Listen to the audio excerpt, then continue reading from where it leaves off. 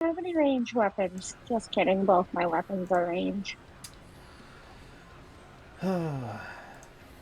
Indeed. Uh-huh. Indeedably. Okay, do you still hear both? Whoa, talk again? You still hear both? A Yeah. little bit, Yep. yeah. Fuck me!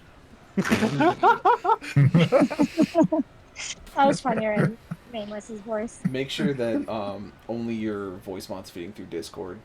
Because if it's feeding through like a single source that comes from two different areas, it's gonna do that layered stuff.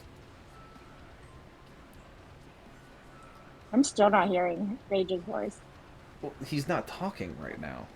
No shit, Sherlock. I meant when he does talk. It's just nameless.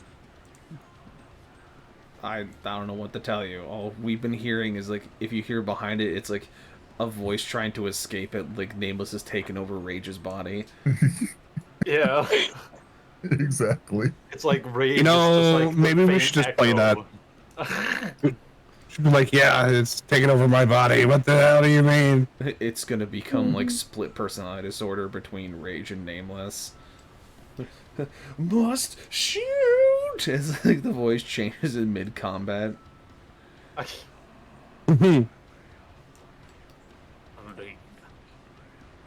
It'll be like fucking Full Metal Alchemist Brotherhood with Ling and Green.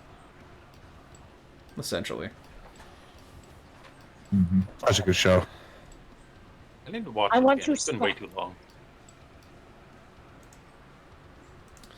Alright, so. Welcome everyone to episode 2 of Beyond Etheria Ashes. Welcome over here. I see we got Coco in here. We got a Mandy Pandy. We got Carly up in here. We of course have the party with us tonight, being our lovely, lovely individuals of a Moist Cactus, Jenna, Blackburn, It's Time to Rage, Stealth, and of course Rexus. Bird will not be joining us tonight. He's got some stuff happening, and so he's going to be dealing with that on his end while we continue into the fold. He remains in the backpack. He does remain in the backpack. So, who wants to talk about where you ended last time? I would love to fucking talk, but apparently this shit is just not working.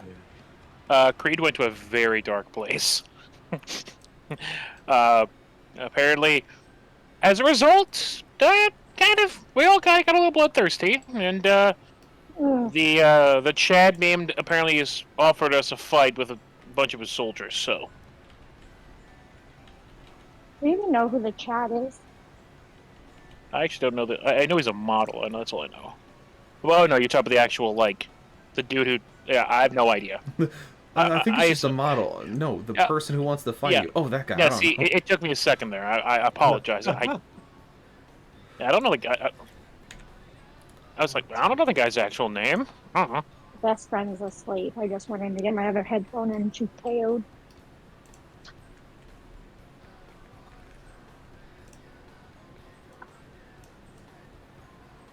Honestly, I don't even remember much from last session other than the fact I talked to the bear and Moist is somehow a vampire.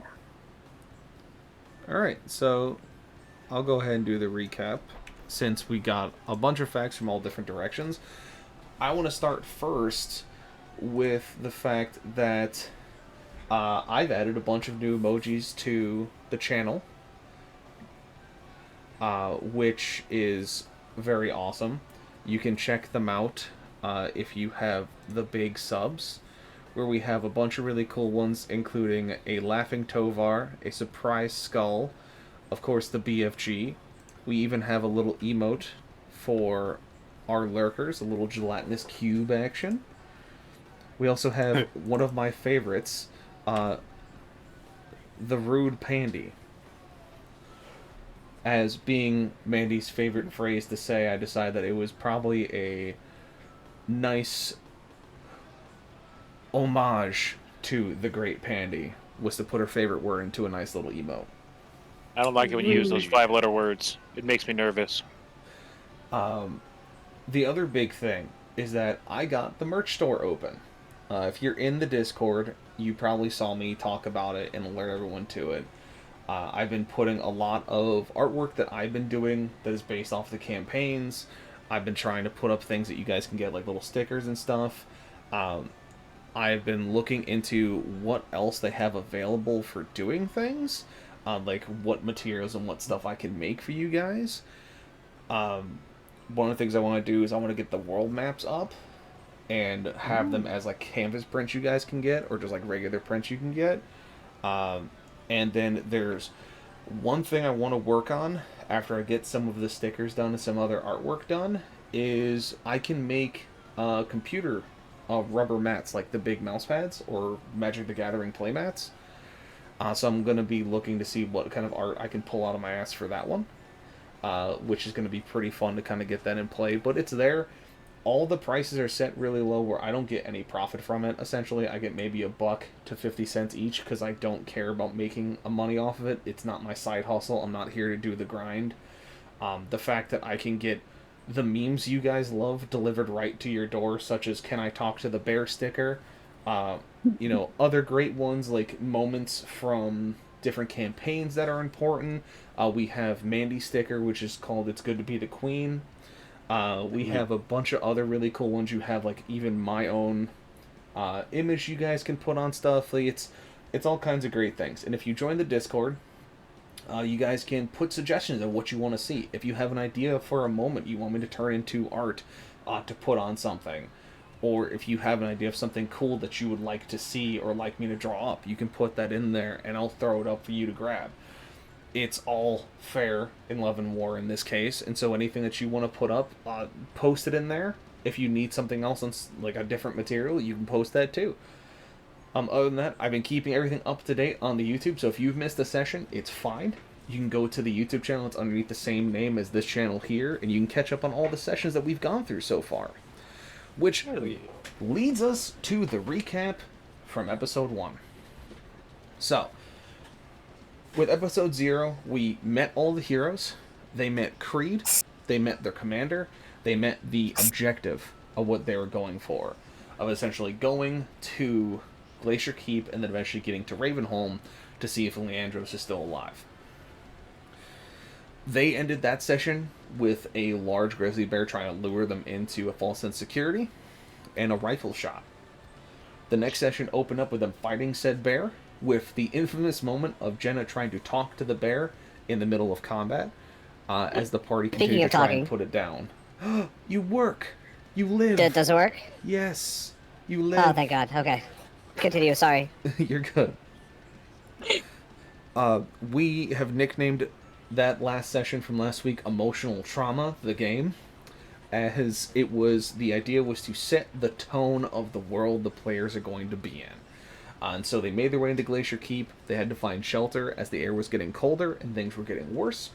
They made their way into the tavern where they found some unsettling things and had to basically bind together and work together to keep the tavern from getting too cold so they could survive through the night.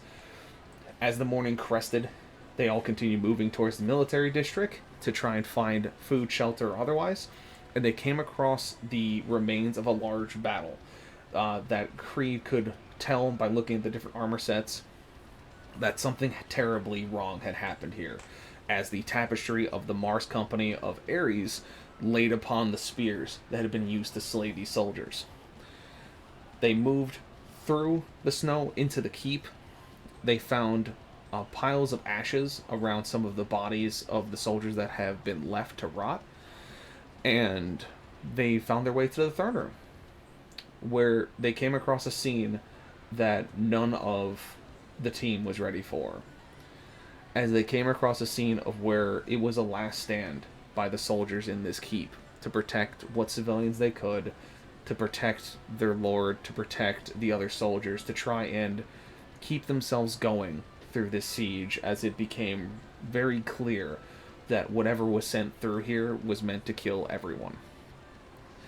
One body stood out amongst the rest, even more so than the Lord himself dying on the front lines with his soldiers, and the innocent civilians that were left slain. You found the body of Father Graydon. And that itself was a bigger shock to all of you than anything you can see. As past that as well, you also seem to find that not only did Father Graydon pass, he passed with a tome in his mallet, basically standing guard on the front lines against the enemy. This hit Creed relatively hard, as it seems that he has been being dragged essentially through the broken glass on this one. You all performed a burial. The sword, the Crucible of Sin, transformed into a blade of platinum instead of that of obsidian. It seemed to give you all a sense of purpose. The spirit of Father Graydon now passing through the blade itself, even though he had died however long ago from what you can tell, his spirit gave you one last gift, and that was to send you into a rage that would see no end. As you all began giving up the ideas of not letting blood, of either being reserved in your actions or otherwise, a bell goes off in the distance, and you came across a set of Mars Company troopers who have decided to follow the noises that they had been hearing and try to assemble and attack the keep to kill anyone who is still left alive. As they approached, you all stepped out. Some of you more broken than others, especially even more so confused after Yuri unveiled that he was vampiric after being cursed by a god for his hubris. And as you all stood in front of the soldiers, the 7 of you looking down the spears and shields of these individuals that may have been responsible for the deaths of these innocents, you felt the rage swell inside you as you fought with them with tooth, claw, and sword, as you ripped and teared through their entire ranks and then some, as you passed through Glacier Keep to the west and towards Ravenholm, where your body, due to the cold and the exhaustion you were outputting, fell to your knees and into a slight sleep. As you woke up, shaking the snow off yourself, you saw the battlements of Ravenholm down the hill from you, the great stone bridge branching between the frozen lake and the hillside you stand on. You saw a man in red armor standing upon the top. He yelled out to you, telling you to stay away from his walls, as you could see a number of soldiers pacing along the gates, preparing themselves for inevitable conflict if it was to come. He then seemed to stop his talks of threats and boasting, removed his helmet, and you saw a clear scar down his right face that took the majority from his forehead down to his chin. And he looked out to you, your group, and he seemed to have a cracked smile form on his scarred face, as he seemed to recognize Creed, and that Creed was the one that had given him this scar, and that it was looking for a rematch. And as this all settled, your weapons drawn, your bodies slightly less exhausted from the sleep you got while in the snow after your barbarian rage, you heard a whistle from above, a sharp, crisp cut through the winter air. And as you heard that whistle, you saw the shape of a dragon pass over you, its shadow casting on the white snow that stood below your feet. And that is where we left last session and where we start today. You find yourselves in the same position, where there is but a very simple situation at hand. You, in front of Ravenholm, and with some kind of monster flying overhead. Oh. no. Unrelated. I think I just figured out who this guy is. Would you like to tell the class? Well, I don't suppose Anakin Skywalker would hate where I met this guy. Hey, Cactus. Hmm. Remember that trap in the desert? Sarlacc? Yeah, No, you remember you remember the man in charge of those mercenaries I tried to kill? Yeah. Oh, I'm pretty sure that's him. Oh, fuck me.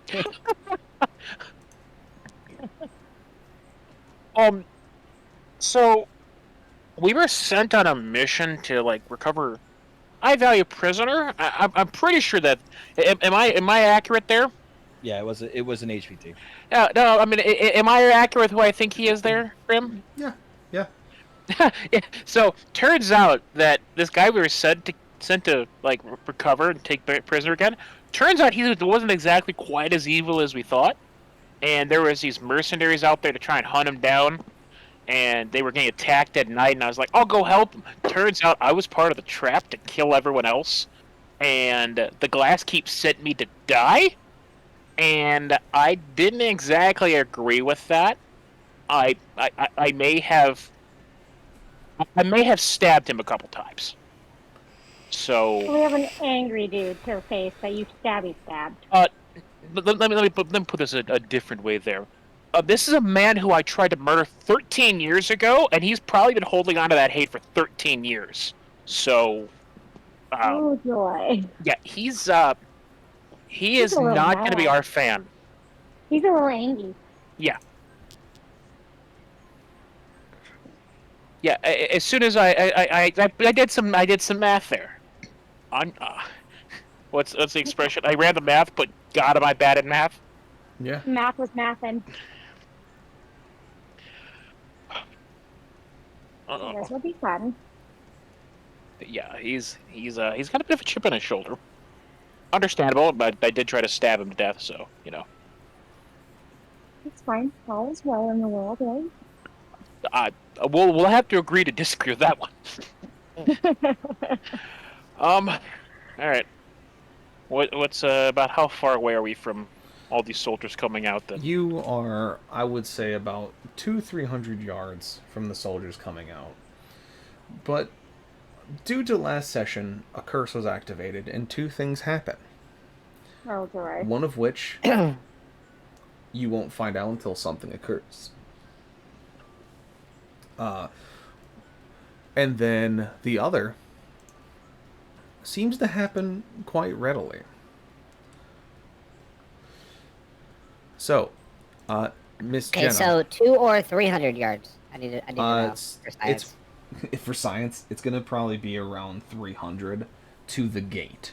So the soldiers are less than 300 from you. So you're looking at 900 feet.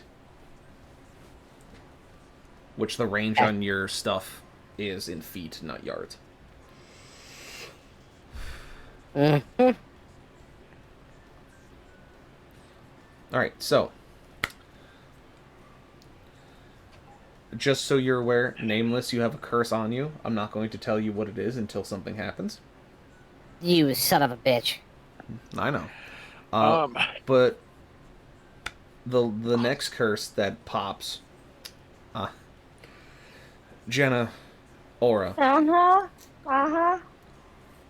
because of the rage you felt, you have never felt that amount of anger before, that need to absolutely slay everything in your path to the point of which you drenched yourself in the blood of your enemy, as you deemed yourself to be a pacifist, but you were driven to almost madness.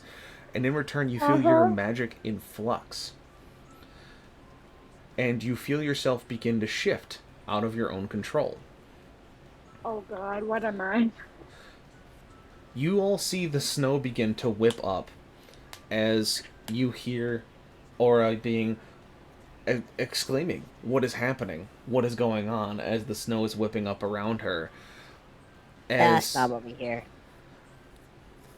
Jenna, Totally what let do it they go, hear? but okay. As you're being form shifted against your control. Mm-hmm. What do they hear? Oh, am I supposed to say something? Ah, You're supposed to Jesus. act it out, yes. Give me a line. Give me something. Yes, and me. That's what's happening to me right now. I'm not doing this. I'm shifting. And as she says the word shifting, the snow puffs away, and you see a large white rabbit with a blood-soaked mouth sitting in front of you. Oh, Really? The rabbit is cute. Monty Python, really? Just she turns into a white rabbit, but because she just murdered a bunch of people, she would have a blood-soaked mouth. So it's happenstance. Just like Monty Python and the Holy Grail. Yeah, I know. I'm useless now. Got it. Ugh. You don't You're not a feel glass of useless. water. You feel just as strong as you were, Aura, but you try to speak and all that comes out is chitters.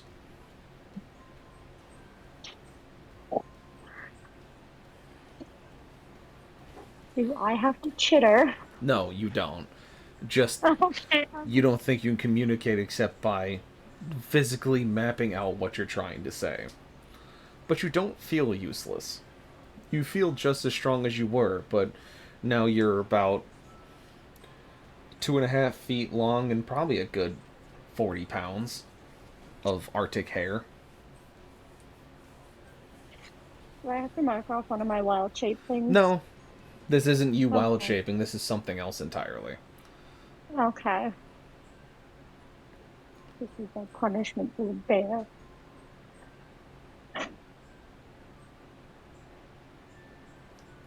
Can somebody pick me up, please? I feel very low as Aura looks around in her rabbit body looking at her fellow compatriots. Do we understand her, or is it just No, chitter, it's chitter, just chitter, chittering, but you can see there's a little bit of panic behind the eyes. chitter? Aura starts hopping Like, around and pouncing on people's legs, trying to get them to pick me up. But it's me. So this is more of a, I guess, a mechanics question. Yes. So if I cast, I always butcher this word, thaumaturgy. Yes. Thaumaturgy. Yes. It says I can boom my voice up to 3 times as loud as normal for 1 minute. Yes. So that would be.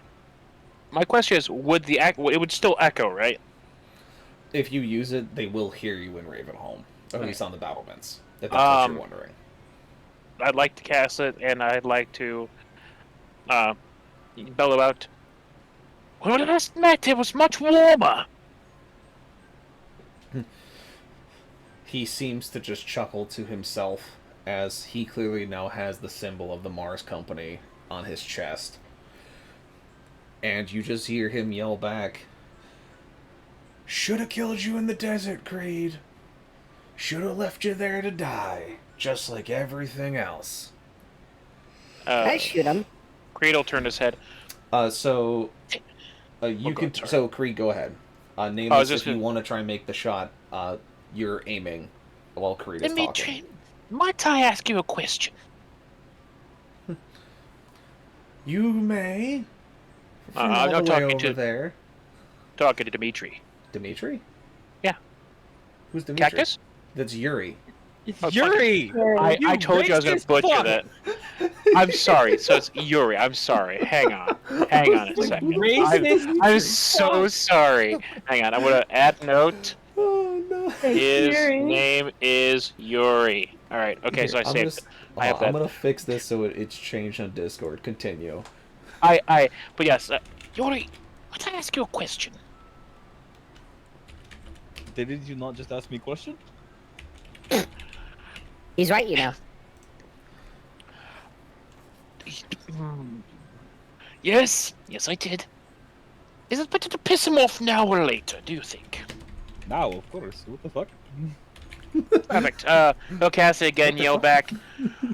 You failed to do it 13 years ago! It has taken you 13 years to do something it took a god to do! You just hear him laughing from the battlements as he takes a moment to pull himself back together after laughing. And you hear him just simply yell back, "Well, better late than never, Creed. I'm still gonna collect that bounty. You're looking fine as ever, and you will be a wonderful trophy for my collection."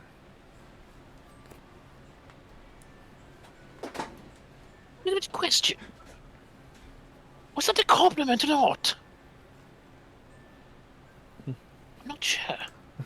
I'm confused. Yeah, I'm trying to figure out. I guess I'll cast again. I appreciate the compliment, but I'll still have to kill you. My apologies.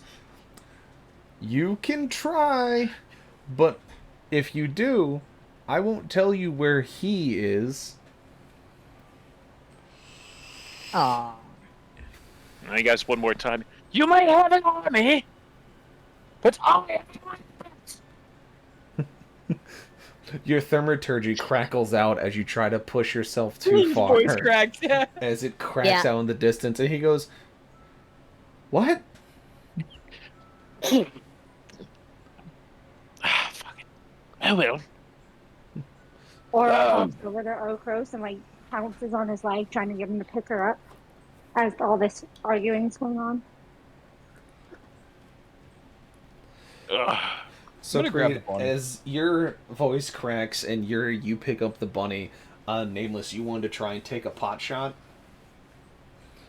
Maybe. What's your max range with your rifle? It doesn't matter.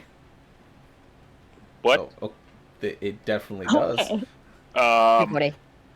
You may not get disadvantage past your max range, but I still need to know your max range. 240. So you are firing at something close to 900 feet out with iron sights. You may not get disadvantage, but his AC is gonna be higher. So you can try and take a pot shot. I'm not gonna stop you. We're gonna lose some thermal ballistics at that distance. It's not the ballistics; it's actually hitting the target accurately at that distance Yes, with that's iron fair. sights. I'm gonna stuff the bunny into the fucking in my backpack. This is good dinner later. Hey, don't talk about me like that. Yeah. Angry? Why so angry? And she's just nuzzling you and trying to hit you instead. Or bites. Oh Yuri. no, so you go to bite Yuri, and as you open your mouth, Yuri, you turn to look at the bunny, and you see that it doesn't have regular bunny teeth. It still has the two front teeth, but you see that there are very prominent canines behind it as she just chomps down on your shoulder. That bunny's getting yeeted. I'm going to grab the bunny, Uh-huh. hold it like by its head, like I have like thumb and pointer and like Yes. middle finger on holding its mouth open so it can't bite anymore. like you do a cobra. Or starts struggling. I'm gonna blow into her mouth. Stop that. Kinky. Stop that. Alright, Rage, go Nice. ahead and roll. If you haven't already. I'm sorry. I have to get thoughts out of my head and for just a moment. Give me a second. Okay, I'll roll. Fuck it. Whatever. Even if I miss, who cares? 26. So, with that 26 and at the distance, you're looking at a pretty tough shot even for you. Most of the shots that you've taken have been close to 400 feet or so, as most of the time people, even with longbows, can outmatch you. But this one is particular. You're firing from an interesting location, with a rifle that you know, but in an environment you do not. And so you let loose this shot as Creed's thaumaturgy crackles, and he seems frustrated. As the man on the battlement yells, "What?" You just simply respond with a rifle crack.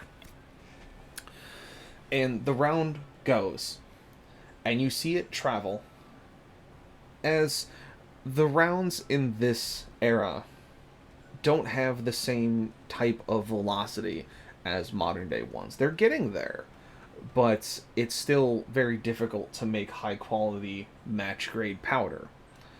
So the round goes, but as it goes, you see it dip as it hits the upper part of its arc and slam into the stone that is in front of the man on the battlement. And it puts a large hole through the rock and makes him jump back a little. And he looks down as where the round would have hit him if he wasn't standing balance would have been in center mass. It would have been a very good shot. He starts laughing, goes, "Creed, you've always been a cheeky one. You got a sharpshooter now, huh? Wonderful. I got some of those too." And as you were having this discussion, that shadow starts to creep over across the bridge and over Ravenholm. And as he's kind of waving his finger, giving you that cracked smile, he looks up and goes, "What the fuck is that?" As you all see this dragon come flying down at the keep and just ignites the bridge with white hot flames. The multiple platoons of troopers that had been moving out to secure the bridge and force you to not be able to come across have now been reduced to ashes.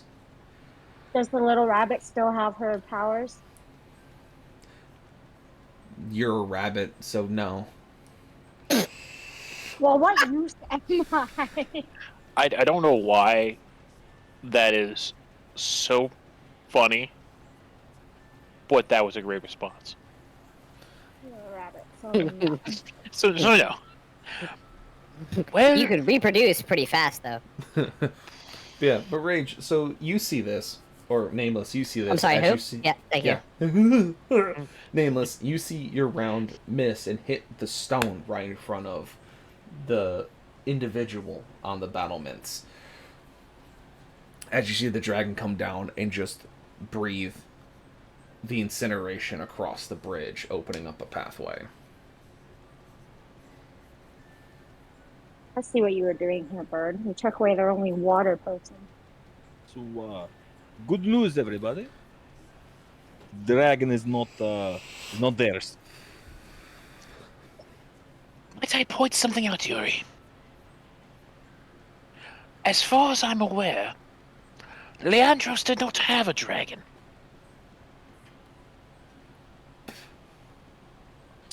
So, I don't think we do either. Do you not want to fight the angry lizard? I'd rather not. I want to pet it. You want to pet But it? what? Or it wriggles out of Yuri.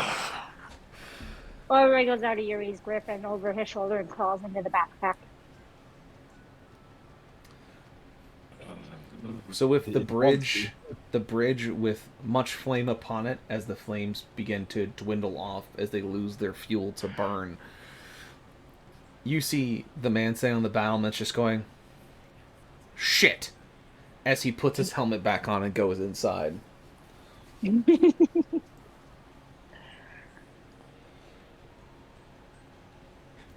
But one phrase echoes through your head, Creed.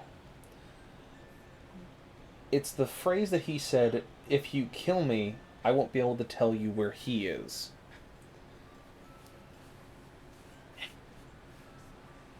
Or Creed has a sneaking suspicion what that means.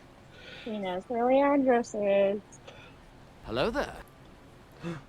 But that also means that Ironclaw Leandros Gaming, thanks for the follow. Welcome to the Welcome. D&D stream. That's my other DM buddy. So Very nice. Well, I suppose the only thing to do is go down there, attempt to get in, and ultimately try to kill him. However, yep, I can't believe I'm going to ask this. What can you do as a vampire? Hmm. I can't believe I'm gonna ask this. What can you do as a vampire? The pole, and he'll do like the vague hand thing, like aimed at your the whole vampire aspect. How are you at? I don't know. Hypothetically, getting information out of people. Extremely. Wonderful. All right. Well, I'll make you a deal. As far as I'm aware, the man who I just had a conversation with was possibly one of the strongest mercenaries I knew of back in the day. You can have him if you can get me what he knows. You mean the guy who just made shit himself was one of the strongest mercenaries that you've known? Indeed. Mm. Might I ask a question about that? If that thing, what it shot, landed close enough for you to feel the effects, would you not also worry? I mean, I'm a cat, so I would have 8 other lives, so no. But I get it. I don't think that's how that works. That's a good answer, but I also hate you. Range for saying. Can I just hate. ask, have you guys heard anything that I've said recently, or was I No. accidentally muted? I this think whole you You've were been muted. muted. Yeah, you were muted. Oh. We were wondering why you weren't setting up your sweet quips you usually do. I even did one. He was like, Oh. "Oh, I want to pet the lizard," when everybody else was like, "What?" As fucking Okros was Just like, ignore him. It is a common feline instinct to want to do things like that to reptiles. It's I'm a rabbit. Except it was better because I didn't fuck it up because I wasn't nervous because I wasn't repeating it. Yes, What we was give lizards as presents. Yes, I mean your quip was so like riveting. It shook me to my core. I mean, much Yeah, like it's with excellent, you, thank where you tried to be intimidating so hard, you crackled out your thaumaturgy. And to Yeah. be fair, I'm screaming across a giant open field. So I mean, that's also true. well, and get a little straw sword. Some I say believe diff. we have a date. I want to know what Oh, lizard we're talking What should I about. wear? I want to make sure this comes across. So, hold on. Before you say anything, Creed, keep it in your brain bits. Keep it in your brain bits. I'm gonna let you say it. Uh-oh. So, Nameless, you just triggered your curse. Son of a bitch! Make an unarmed strike Oh, against no. yourself, please. Oh, Mm. What? Oh. It's a 6. It's a My 6. AC is 15.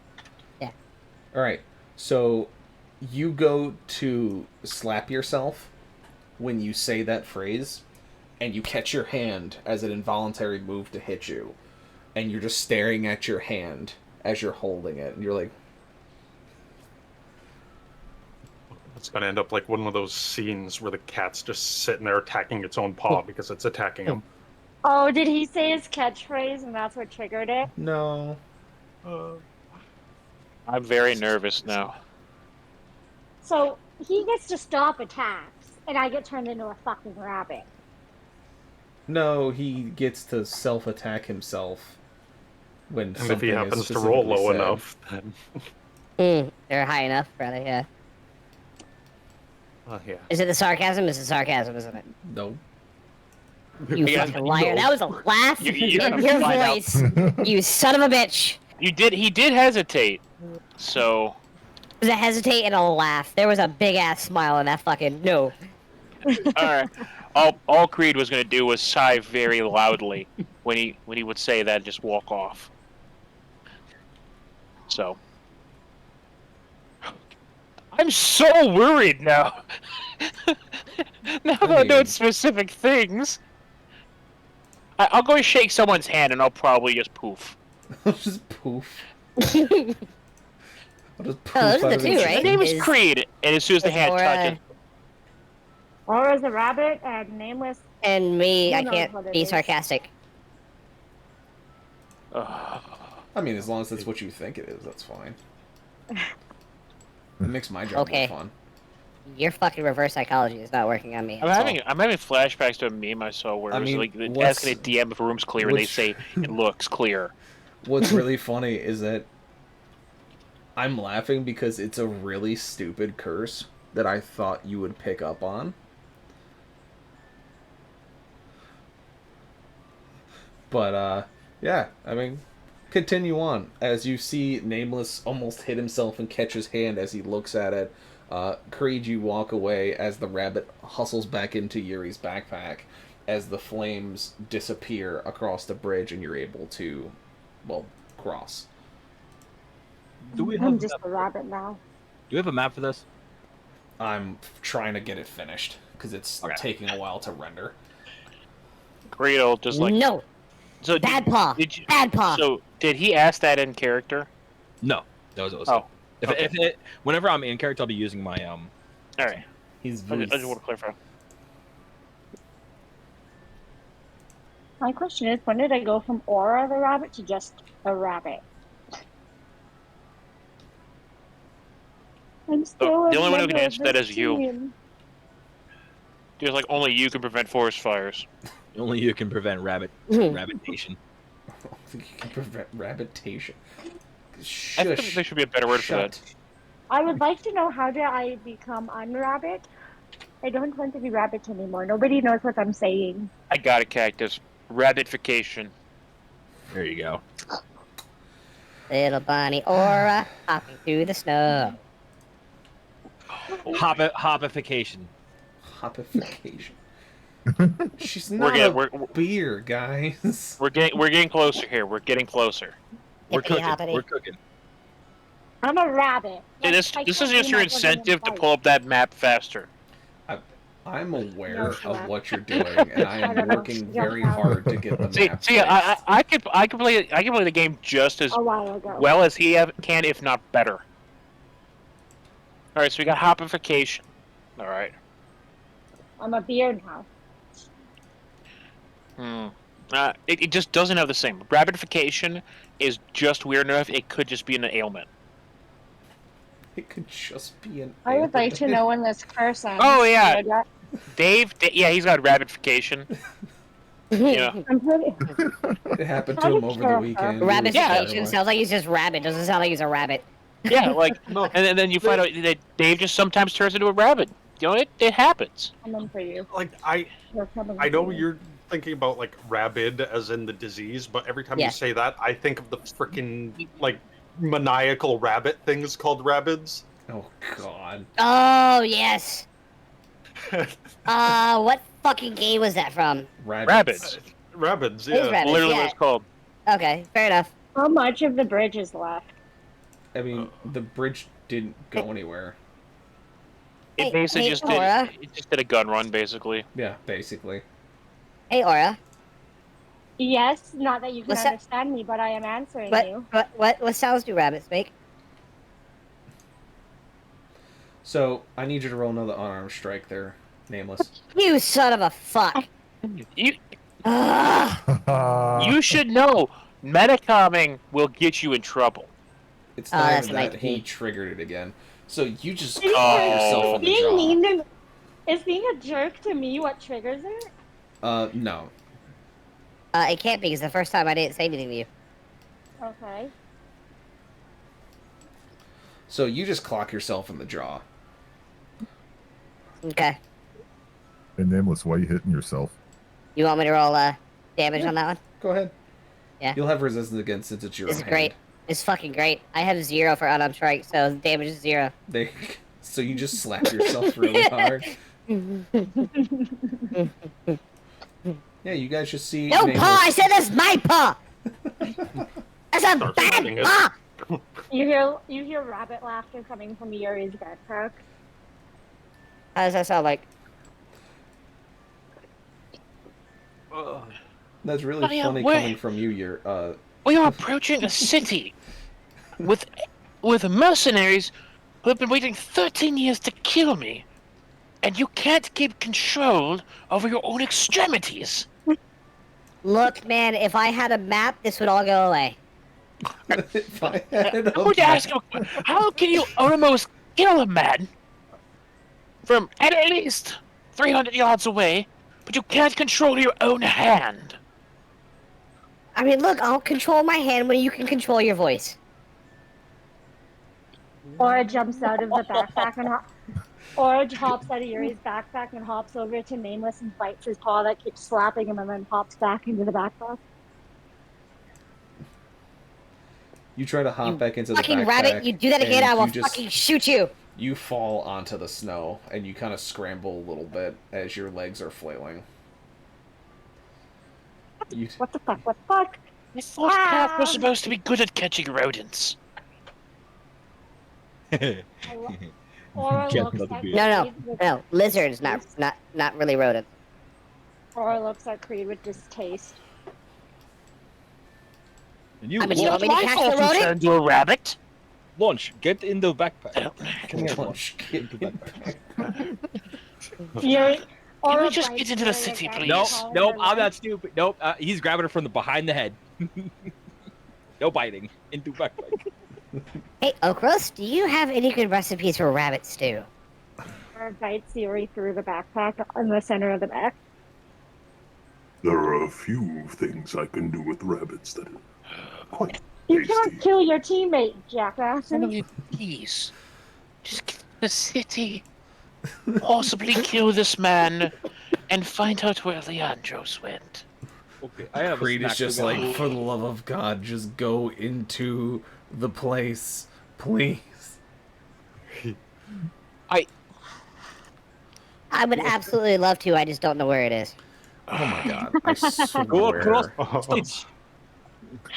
There it is! We see it! It's Oh. beautiful. Hey, yo. We have a map.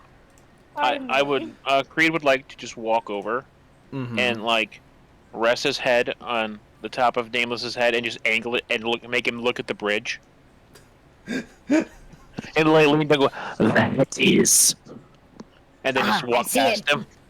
It has finally rendered. We can go now. It has what? No, no. Get across the damn bridge! It's finally rendered, now we can go. I'm going to go get to my snack now. Excuse me. Thank you. Thank you. Excuse me. Or it's like, where the hell is Yuri going? Why is Yuri leaving everybody else? Crossing the bridge. I'm going to get my snack. I was promised a snack. Oh, right, the mercenary. And you're taking me with you? You're gonna get me killed. I'm going across the bridge. I was promised I get to munch on somebody, free of Or shame pop- and guilt. Oh, I gotta Or fix the pop- scale real quick. If we're being technical, he actually requested you to do it, so. Yeah, I get to go munch on a motherfucker. Aura pops her head out of the backpack to see where we're going, but she stays in it. There we go. Very good. Alright. Now that I have the scale This is a correct. big ass place. Yeah, it's almost if it's a massive keep. Oh, yeah. Oh wow. No wonder why it took so long for it to load. Oh yeah. Weird, right? I mean, it's just like, wow. Nez hasn't said much lately. Nez has That's just been alright. laughing quietly in the corner. Yeah, basically. The only thing I did say, I don't know if I was her, is I asked Nameless why he was hitting himself. I did hear that. And he elected to ignore it. No, it's not that I ignored it. There was just way too many funnier things I could talk about at that point. Fair. Yes. Yeah, so you guys find yourself in front of the large stone door leading inside to Ravenholm.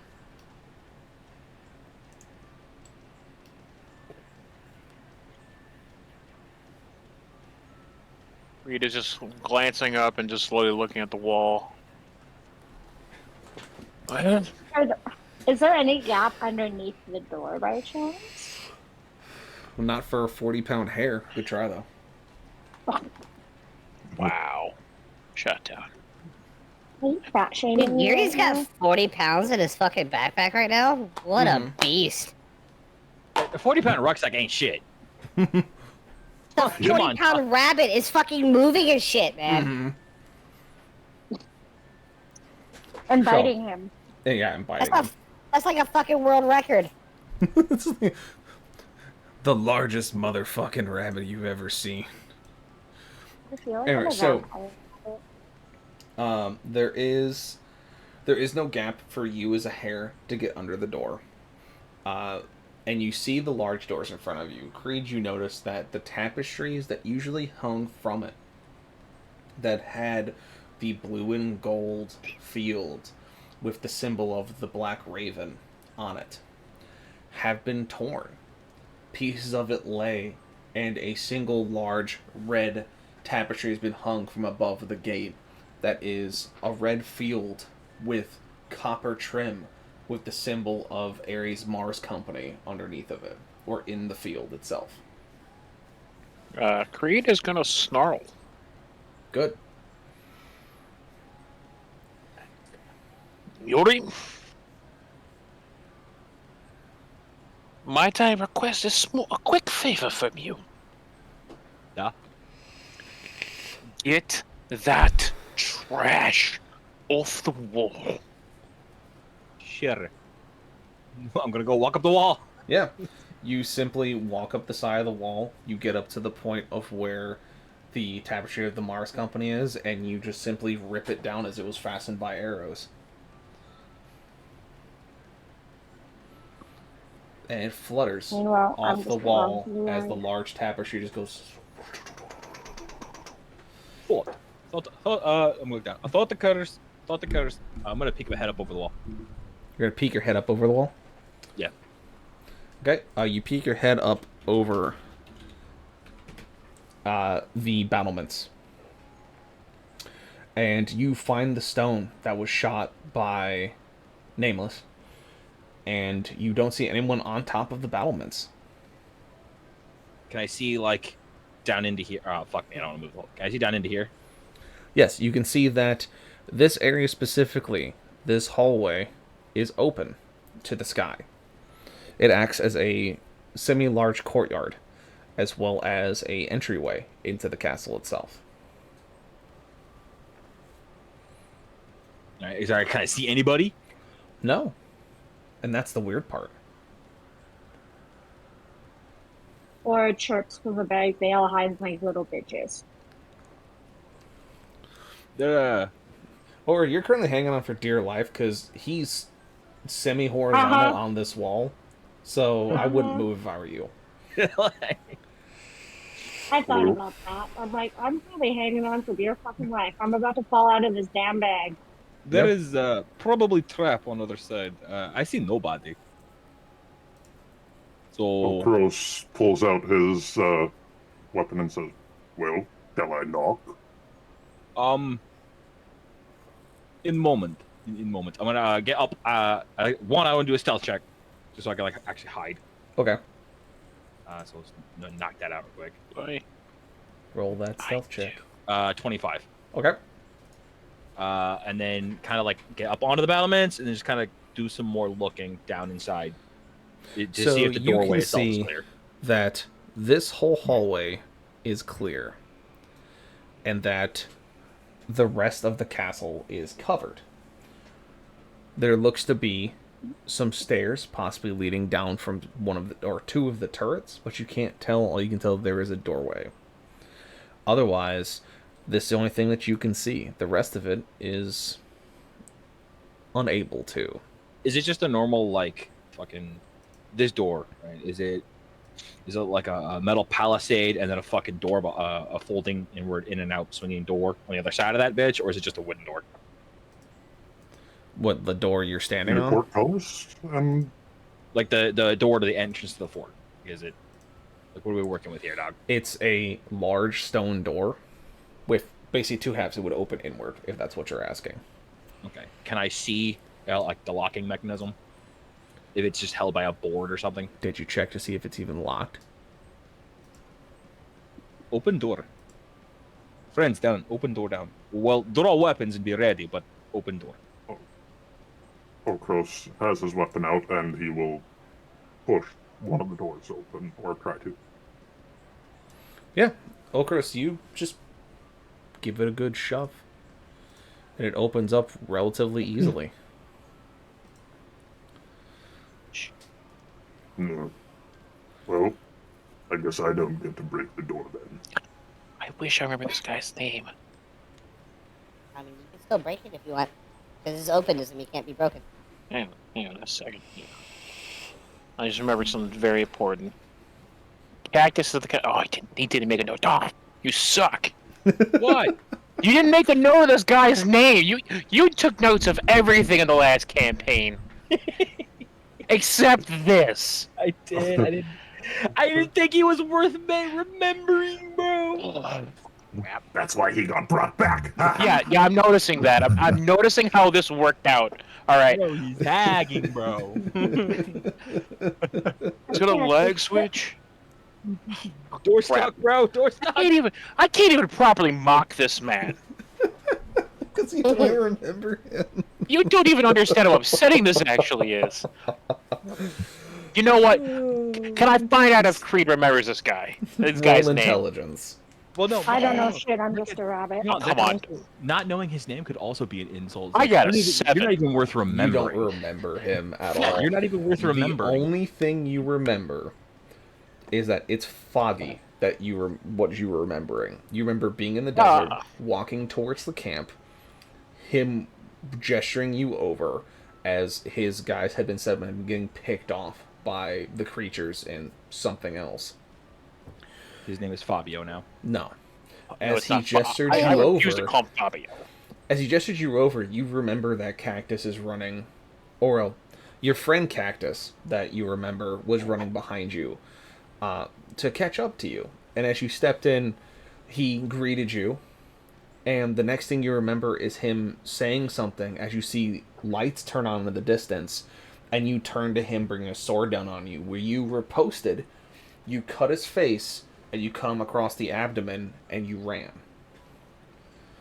And then everybody else got lit up by rifle fire. Yes. I don't know shit. I'm just a rabbit. That is the only thing you remember, is that he tried to attack you, and you riposted him, and then you ran. Other than that, you don't remember much about him. All right. I found a solution here. I Uh-huh. needed an insult that would work with the theme, and I can make this work. All right.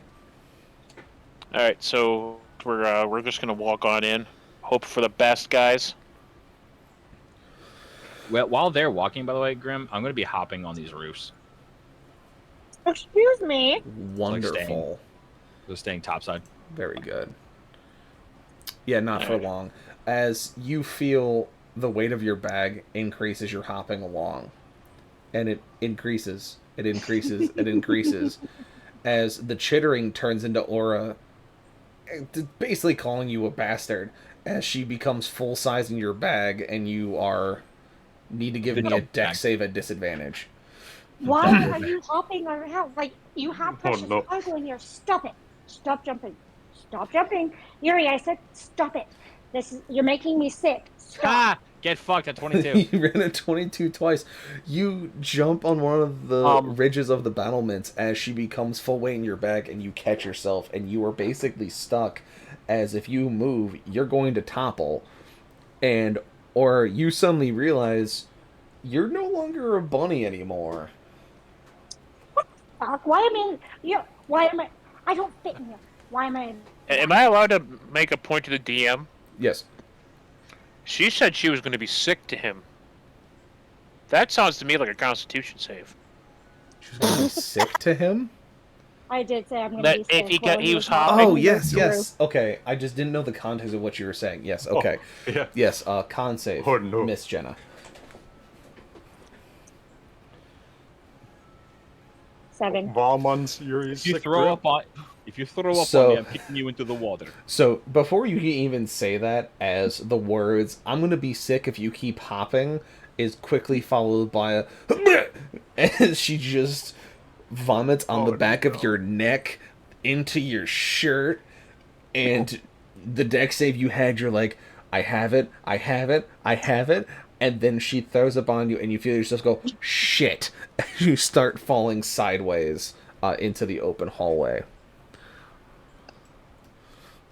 I will say that you, once I tell this thing to lock in place and give me back the cut section I was working on.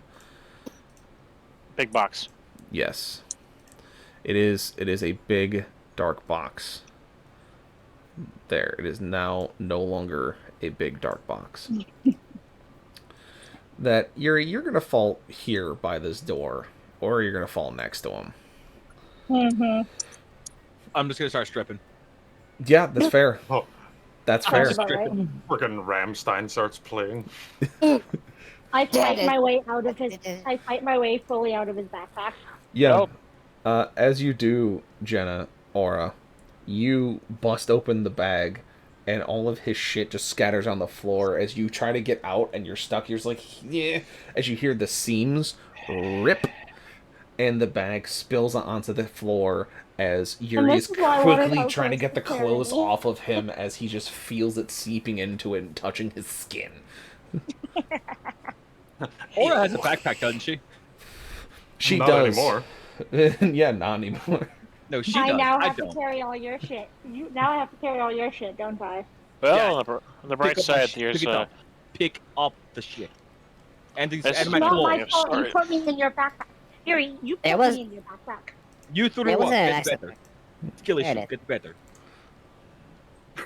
Well, that, You maybe you know- should have walked from roof to roof with precious cargo in your I backpack. had a wonderful plan to alert them to our presence. But instead, it is fucking bickering. Right? Wonderful! Wonderful! They are alerted either way. Let us go. I didn't ask to be shoved in a fucking backpack. So as you two land and are bickering, Creed, you listen closely and you don't hear any kind of footsteps or anything. It seems quiet for some reason. You do hear, though, along the winds as the bickering kind of ceases as Aura and Yuri figure out their nonsense to pull themselves together. You hear the deep thumping of wings in the sky as what simply happens is that the dragon you saw earlier just simply... Oh, that's small. Don't be small. Thank you. Lands That's atop... what she said. Thank you, Nameless. I need you to roll another unarmed strike. That was totally out of character. Fuck off. You're- Hey! If I, in defense of the DM, he is God here. you don't have to. It was more of... It was I a don't- funny... I don't believe in God. You sound like you sound like someone who gets struck by lightning. That's what that says to me. So you guys see the Zeus dragon lightning, let's go. fly down... Smite me, almighty smiter. Roll deck save. No, not really. You slap yourself again, and then you feel the control of your hand come back as you yell at it one more time, and it seems to nod at you as almost if it confirms what you're saying and then drops back down to your side. Aura looks at Nags and says, "Can you build him a backpack? I don't want to carry his shit." Or do it.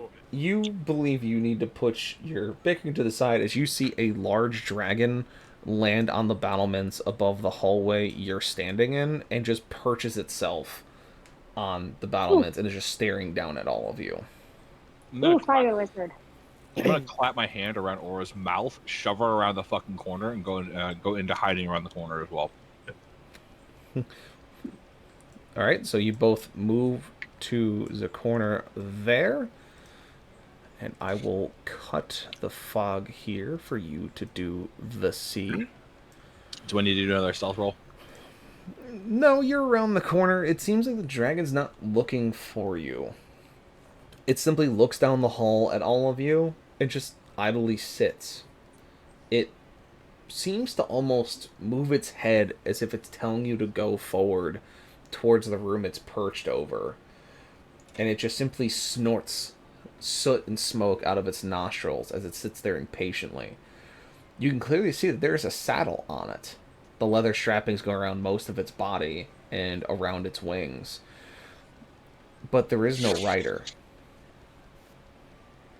Permission to do something incredibly stupid. Permission granted?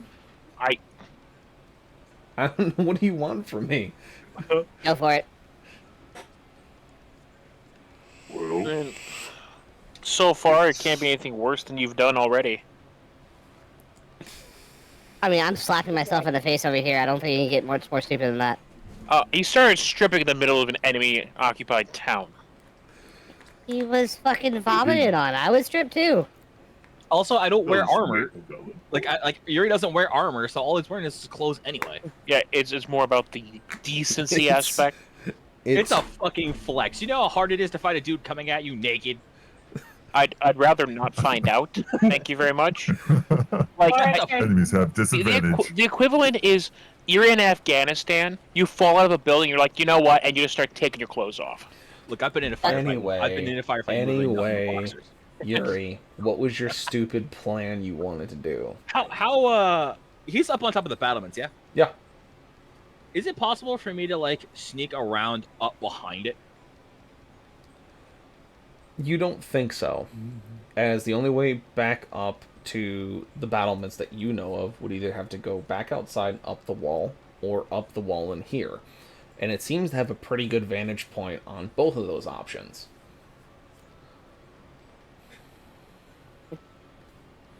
I would like to try and persuade the dragon to let me ride it. I Do it. want this. What? You want to speak to the dragon. Do I have to make another fucking sticker? Sure, go ahead and talk to the dragon. No, I'm not saying. It was just a suggestion. I'm not saying I want to. It's a suggestion. I'm consulting with my people this time. No, like I speak Draconic, so I can communicate with it. Again, do you want to simply speak to the dragon? Yeah, I just want to ask where its rider is. Okay, Yes, so you do that, and it simply just snorts at you. It doesn't even give you the essence of a response. Do you miss your rider? It just doesn't respond. It just looks at you. I want to know if this beast is friendly, but I don't know. I mean, Ask it him would. if I can pet his nose. Hang on, if it was gonna attack us, it probably would have already. Like these things don't particularly give a fuck on most occasions. So if it was hostile, it would have done so already. Also, it looks like it wants us to go inside, so I feel like it wants us to do that. So I would like the dragon to come down to me, please, but it won't do that, and I can't get to it. why are you letting us pass, dragon? It again does not respond to you. It just again snorts and motions toward the room that it is standing above. You Can know I- what? Can I ride you?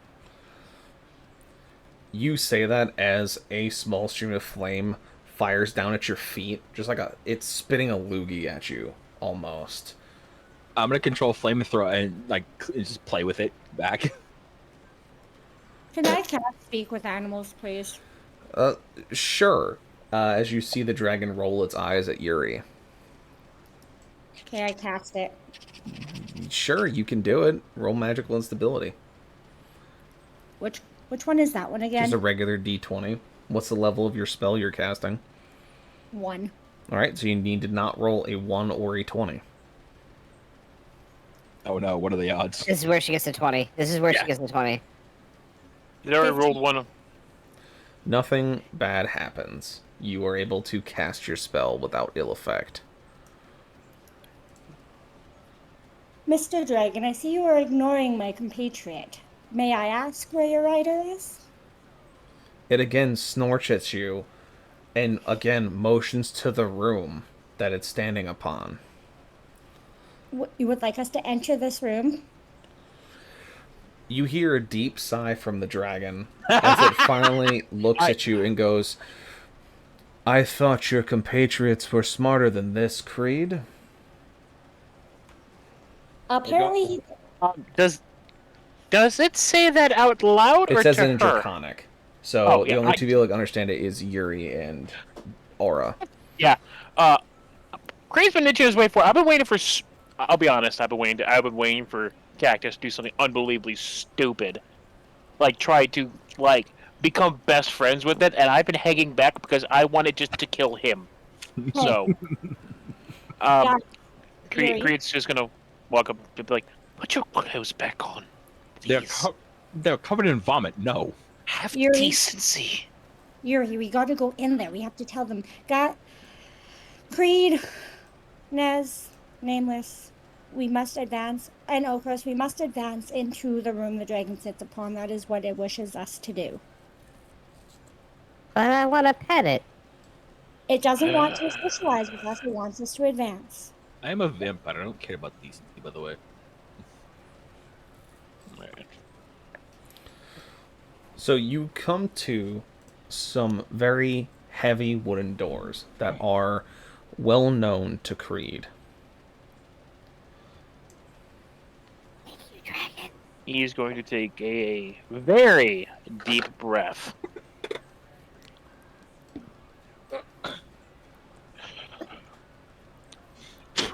And he's going to go ahead and try and open the doors. You turn both the handles and push it open. It makes the same noise, the same creaking, the same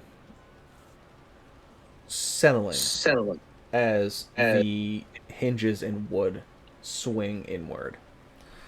Inside, you see the normal room that you were accustomed to in your time in Ravenholm.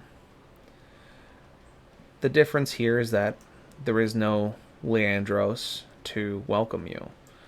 It is instead a number of fighters and archers, with the man in the red armor sitting on the throne where Leandros used to sit.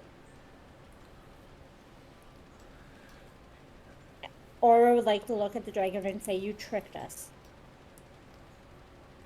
It looks down at you and goes, how could I have tricked you? I could simply eat you, small druid. You have summoned us into a room full of people who want to kill us. I've summoned you to where you need to go. What a shot. He wants us to kill them.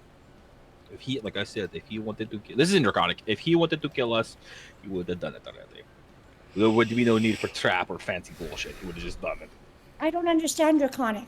Yeah, so you're speaking to her in Draconic. She doesn't understand it, and the dragon's just like, no, speak with animals lets her speak with the animal. It doesn't give her specific animal knowledge. Okay. She can use, like, if she had the spell that speaks language, or the spell tongues, then yes, she would understand what the fuck you're saying. But she just knows how to speak with the animal, like...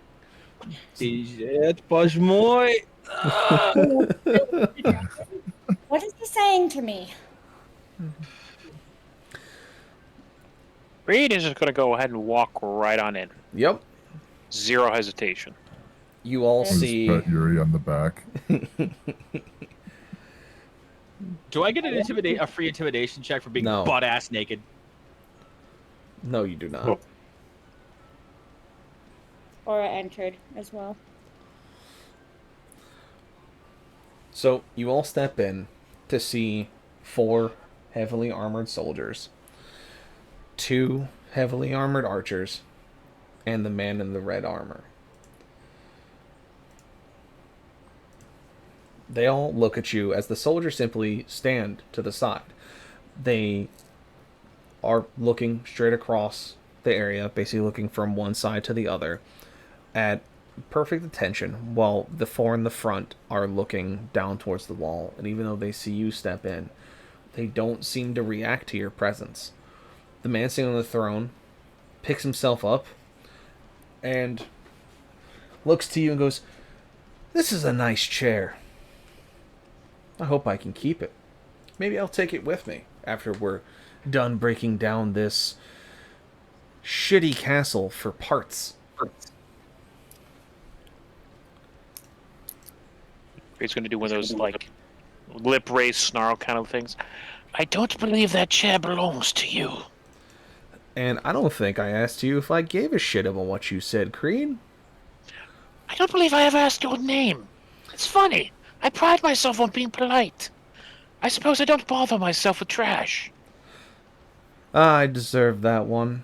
As, I did let you get away as you were able to deflect my blows, and you gave me this nice scar across my abdomen that took a while for the clerics to put back together. But this time, there are no tricks. Simply the idea that I have something you want.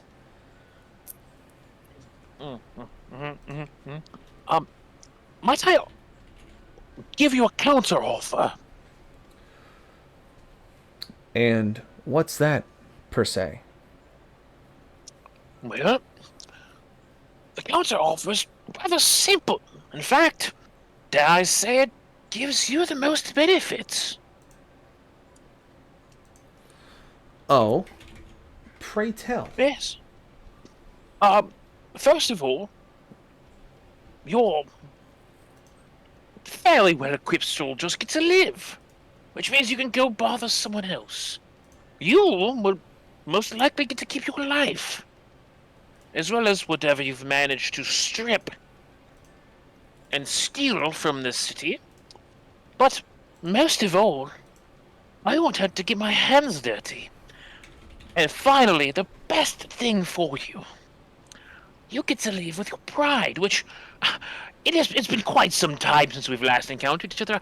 I can't assume you had much of that left after you failed in the desert to kill me and my associates, which, correct me if I'm wrong, but I believe that was the only thing you were told to do. So, I guess for 13 years you've been a failure, and I'm the only person who knows that. So, tell me what I want to know. You can leave. If you refuse to, you will suffer. Aura taps Yuri on the shoulder and whispers in his ear, should he be provoking him like this? We'll find out in a couple seconds.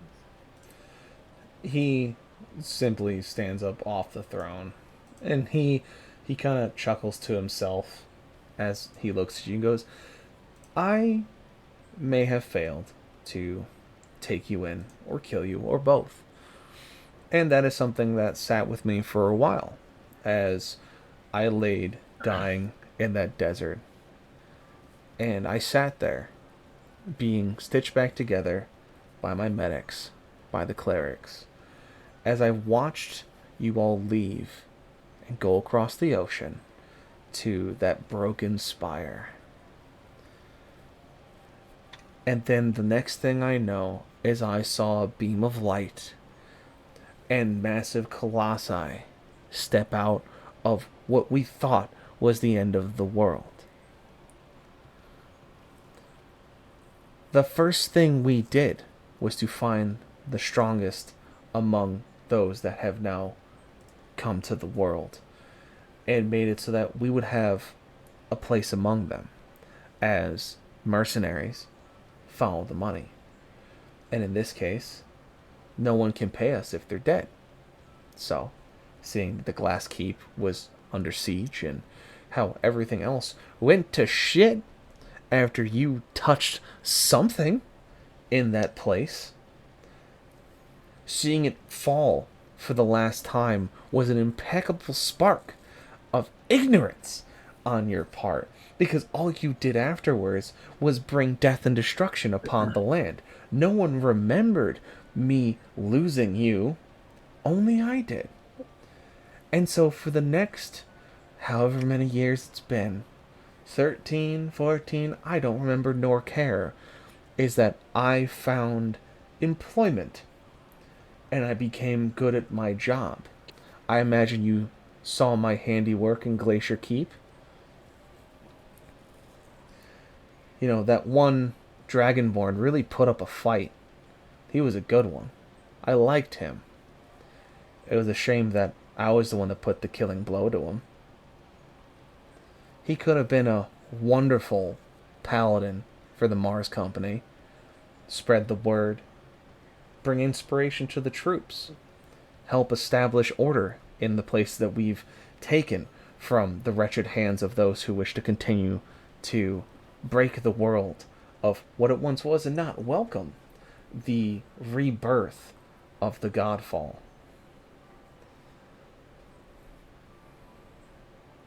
But I imagine that's why you're here anyways. I imagine you've come looking for him.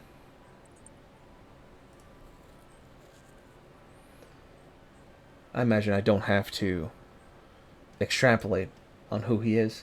Or have you not told your compatriots here of who your, I guess,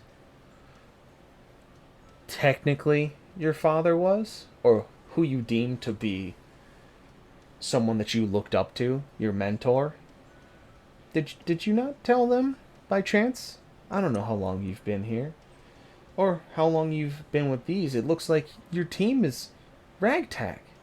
Yelling and bickering and being naked in the middle of a combat area. Or steps forward and looks that jackass in the face. I can assure you, regardless of our appearance, you're not going to walk out of this room alive. I did inform them who we came here for. We came for Leandros.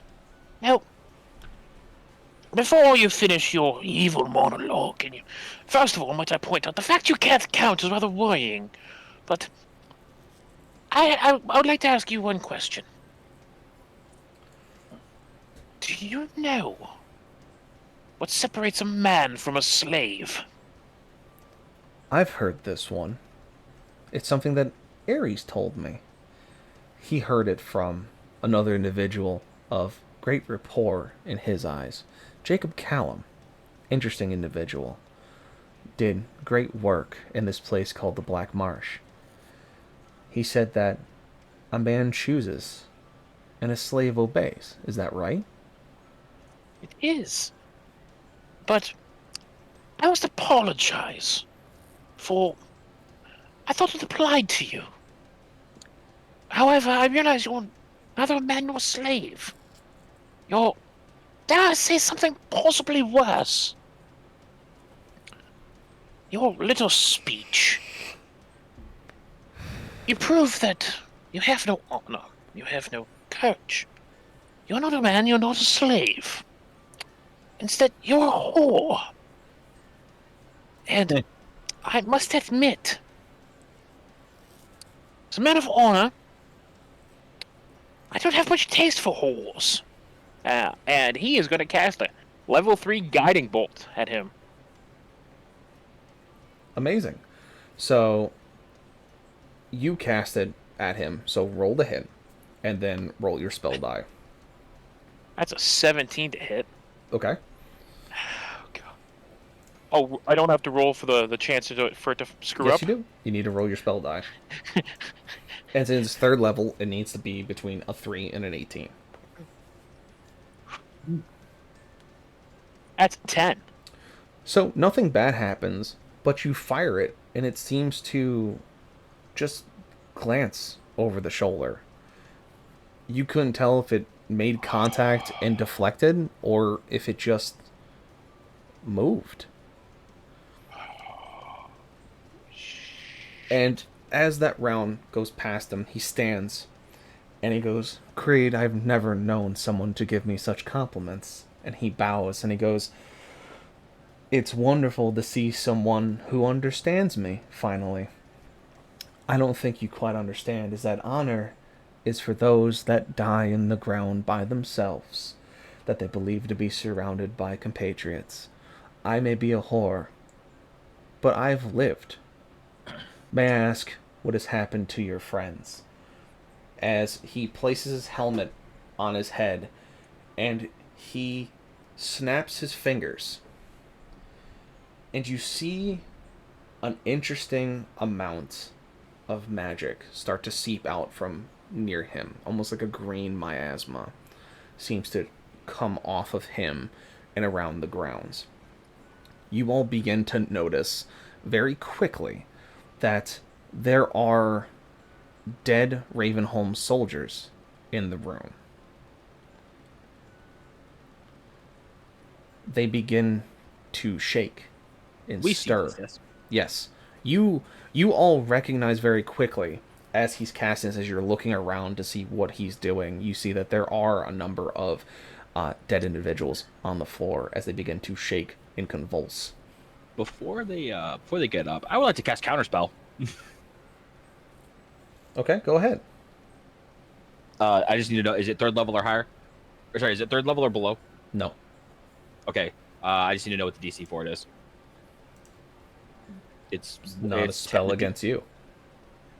Well, no, it doesn't have to be a spell against me. It's just I see them casting a spell.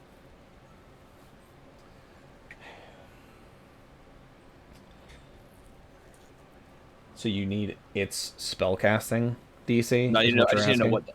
No, I just need to know what the level of the spell is. It's a 5. Level 5. Okay, so my DC for this is a fucking 15. Also, I'm not attempting to cuck you. We technically didn't see him cast a spell. We just saw him put a helmet on. And snap his fingers. And then Oh, he did snap his fingers. Yeah, miasma so, come out. yeah, sorry. Question, out of character, while he's doing Yes. this, out of character, if I cast a spell, does that count for, like, everybody in the room, or just from casting it against? Like, I have one that's, like, a range spell, but What I don't does it want to say? harm complete Is it... hits. Does it say an AoE? Like Each a creature- 15-foot sphere? Tidal wave. Oh, that's all of us. Yeah, that's everybody. Okay. Because most of my stuff is everybody. I actually only need to roll a 7. Oh, maybe I can get this one. I can pull this one off. Let's go. I hit a 17, so counterspelled. All right. What level did you cast your counterspell at? 3rd. Cool. Roll spell die. Yes, sir. Oh god. Oh, we're good. 16. That's the upper end, but we're good. I just had this horrible idea of like you trying to put out a fire with like gasoline instead of snuffing it out, just makes it worse. Oh, So it's God, raising yeah. like all the dead and out here. No.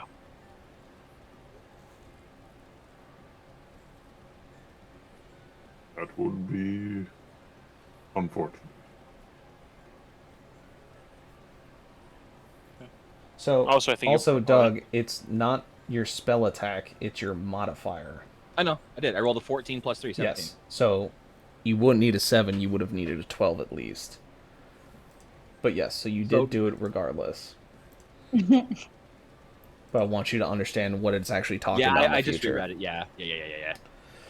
All right, so you don't explode, and the counterspell goes off, and you see the miasma begin to move towards the corpses, and the corpses cease stirring. And he shakes his head, and of course you brought one of them along with you. Wonderful. I guess we have to do this the old-fashioned way. As he steps down off the throne ahead of you, and all the soldiers simply turn and stare you down. I need all of you to roll initiative. Mm-hmm. Oh, nat 20. Hell yeah. I hope I Guys. roll. 25. 21. I wanted to talk so much shit if I was the first one. I'm 20. last. 5. All right, so hang on. So I'll go down the list and ask you guys, so not everyone's talking at once. Jenna, Sorry. what'd you get? 5. 5, thank you. Creed, I got 4. you got a 4. Okay. Nameless, 21. 21, thank you. Nez, 20. thank you. Okaros, Total of 23. total of 23. Dope. And Yuri, 25. 25. Nice. Dope stuff.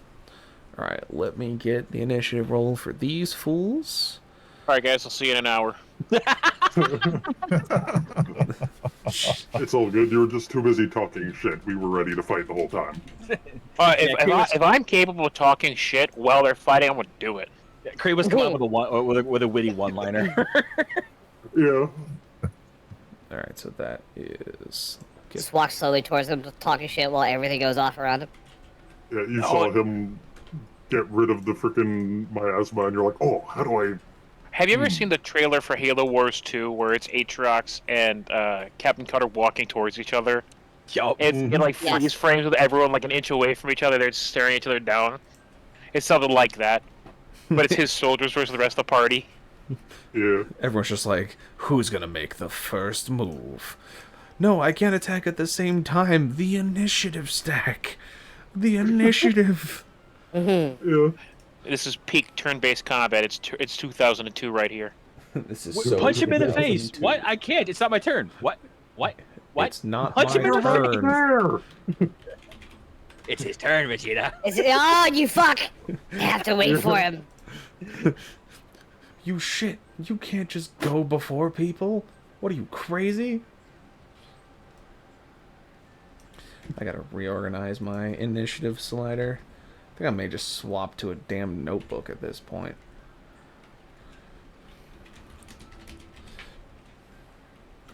Use notepad. I'm using notepad on the computer, but I may just wind up using like a physical notepad. Well, since I have plenty of time, I'll see what I can find.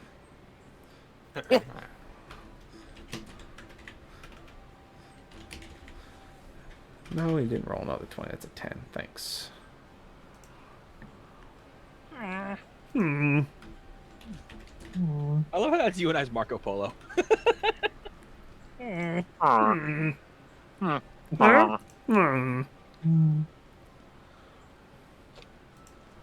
Wow. Blow. Do you want another cookie, Aries? Crooked. Doggos always deserve more cookies. Hey, Bear. Do you want another cookie? Oh shit. All right. Well, they have a little bit of cinnamon. They have a little bit of cinnamon in them, and I don't know how much. Yeah, I don't know how. I don't know if doggos can have cinnamon. Oh, you want? I can look it up. Not technically, no. I'm fairly certain they can ingest a small amount with it being bad. Yeah, it says cinnamon is non-toxic to dogs according to the ASPCA. In small amounts, which means 1 teaspoon or less per serving as an occasional treat, is perfectly safe. It may even offer health benefits. However, large quantities, it can irritate the mouth or stomach. All So- right. The All little initiatives trace amount. rolled. The trace amount in the cookie is not a fucking. No, In it's addition not. to coming out for D&D, you're also learning dog facts. One of the many things this kind of stream has to offer. Welcome to Dog Facts. The D in more you D&D know. stands for Dog Facts. We killed a What bitch. does the other D stand for? Dog and Dog Facts. Dog and doges. Dogs and doges. Dog and Dog Facts. All right, so We kill these bitches now. currently on the deck we have Yuri, then Okros, and then the man in red. So Yuri, take it away. All right, you already know what I'm doing. I'm doing the dual cast. I'm doing the dual cast bullshit. You're doing the dual cast bullshit. So I'm just gonna go ahead and whack out these two fucking 16 and 10. That's safe. Because they're second level. They're second level. Fire everywhere. Yep. We're gonna go with. I gotta this one like that to hit those four, and then we're gonna put this one like that to hit them again, or to hit all of them again. Okay. Oh. So we got 12 and 15. So this, I don't know if you can see my little marker with the fire. You're probably not. Yeah, we can see it. Yeah, so this one's 12 and this one's 15. Not bad.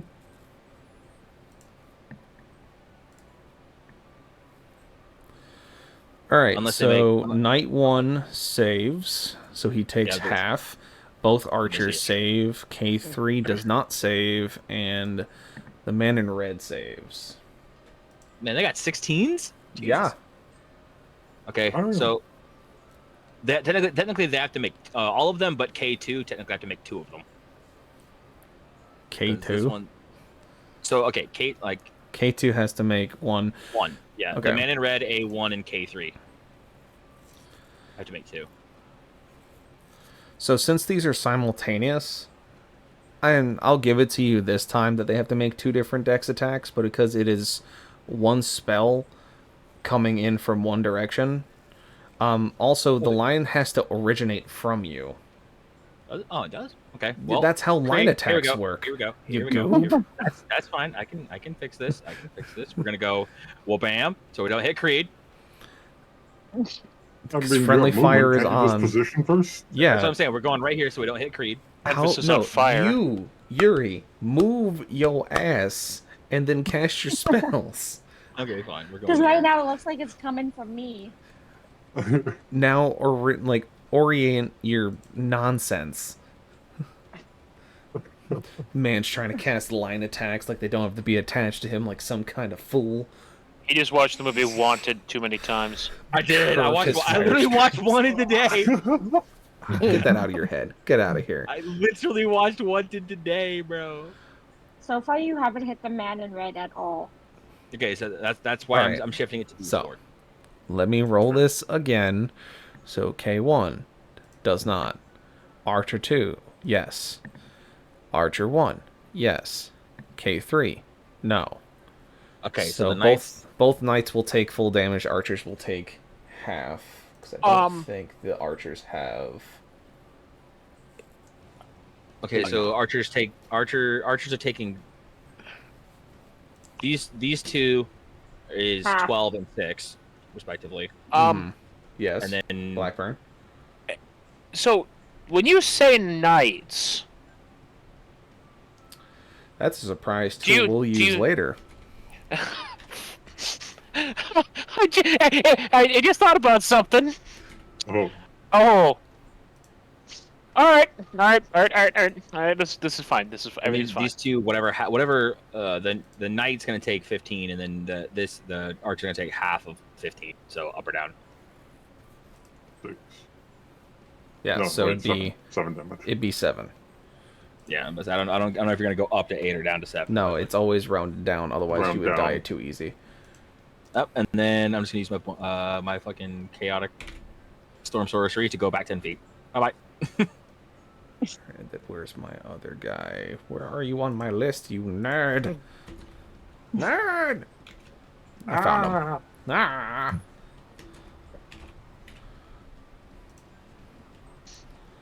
So I'm All just right. gonna whack. I'm just gonna whack these off to the side. I'm sure someone else is gonna Yeah, use them. that's perfectly fine. A little, So everybody little wanted homunculus, for 6. maybe? Or not homunculus, shapeshifter. These. Why did I call you homunculus? Sorry. Yeah, but say I know we got another fire sorcerer in this bitch. I'm just gonna leave these here.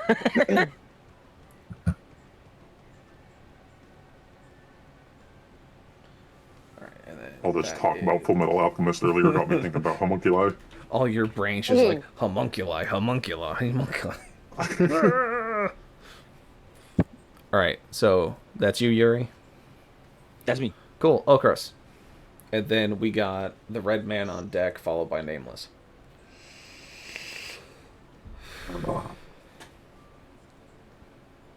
I can smell them cooking already. And I rage. Good. Wonderful. And then I use... I forget the name of it again, sorry. How dare? Instinctive Pounce. There we go. I use Instinctive Pounce to leap at him. Okay. 'cause that's... Yeah. And I'm going to swing with demolishing blows against him towards the wall. To attack. Okay. Roll to hit. As you leap yourself upon the knight, you see him raise his greatsword across his body. What is your hit, sir? Well, the first one is a 28. That is a hit. No, wait. 26. Sorry, 26. Okay, still ahead. Second one is only a 11. That is a miss. Okay, but I still hit him once with You my hit maul. once. Okay. That's a 4. Oh. That's another We lost 4. We lost Cactus. Uh-oh. Yeah. So He's that's returned. a And he's back. total Daily reminder: Xfinity is dog shit. 14 damage from that hit, I think. 14, got it. Unless does Thunderous Blow? Thunderspow just moves him, doesn't it? Yeah, no, that doesn't do any extra damage, but Okay. maybe hitting him into the wall with it does. All If right, he how fails to far does save. he move? If he fails it? He moves 5 feet away from me, Okay. and I was trying to What's slam the him check? back into the corner of the wall behind him. It is a DC 8 plus my proficiency plus strength. Oh shit, what was that again? I think it was a total of 16. Let me double check. So he beats it. 8 So plus- you come down he at beats him. it? Okay, yeah, never mind then. you come down on him with your hammer. And you hit him a little bit. You do some damage. But he stands stalwart. And Okros, you see something interesting about these knights in armor. They don't look like the man in red. Their armor is red, mind you. But they don't look the same style. As you're standing there face to face with him, you can see that their helmets have a tight, enclosed face shield, where you cannot truly see their eyes or their face. The trim of their armor is black. It seems to have spikes coming up off of it, in very short, curved fashion. Possibly, maybe a decoration, possibly something to help with defense. It's hard to tell. But they have a very strange sigil on both their pauldrons. One that you don't quite know.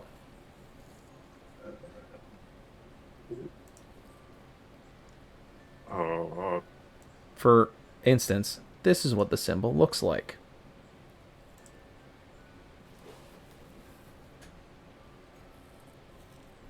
Oh. Oh.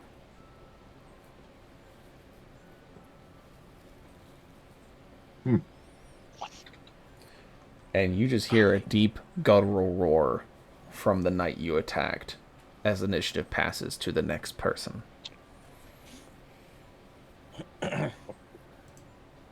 Which is the man in red.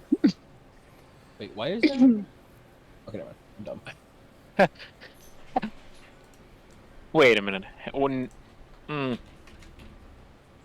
keeping my mouth shut. I want to point that out. I'll just put a name on it. It's for display, not a unit. It is for display. Don't panic. I saw it. I saw it and panicked a little bit. I was like, No, yeah, so that was. Hmm. It is to give Rex's context of what he saw. Yes. Hey, Cactus. I don't like Out that. of character, I suspect I know what that might be, but Yes, quite. Yeah, Did it reset? I did reset. Hold on. Go back to where I wanted you. Silly thing doing weird things. Give me back the stats I wanted. Hooray. So the man in red moves towards Creed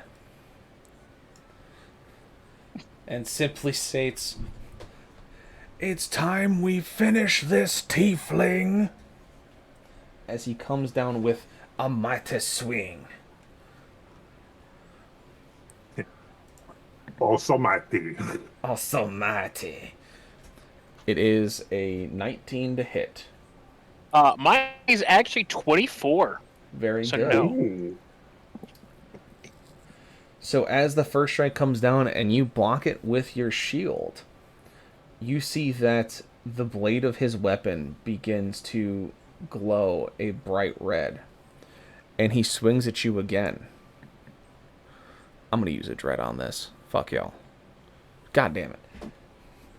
And he misses his second attack against the shield. Sorry, Graham. I can't win most days, and that's fine. I wanted one like- cool thing to you wanted happen. You wanted to hit him so bad, you're like, fuck it, I'm using a jet on this. Dice, I'll go fuck myself. Yeah, basically. Yeah.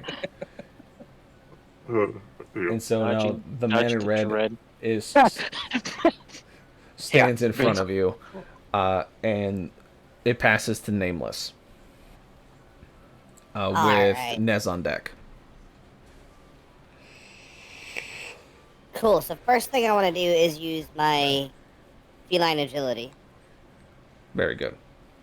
So it doubles my speed until the end of the turn, and unless used, I can't use it again until I use up all my, movement on one turn. I'm then gonna go ahead and cast Hail Thorns at a level 2. All right. Don't forget to roll spell die. Rolling it right now. Heard. 17. You are good. Oh, that was close. So first thing I'm gonna do is I'm gonna move my character right up next to the man in red. All right. Using my gunner feat. I don't have disadvantage on my ranged attack rolls within 5 feet. Yes. So then I'm gonna go ahead and He shoot swings at you him for an point attack of blank. op and misses fucking completely. So Oh, okay. continue your thing. I then want to point blank him with the rifle. All right. Roll the point blank.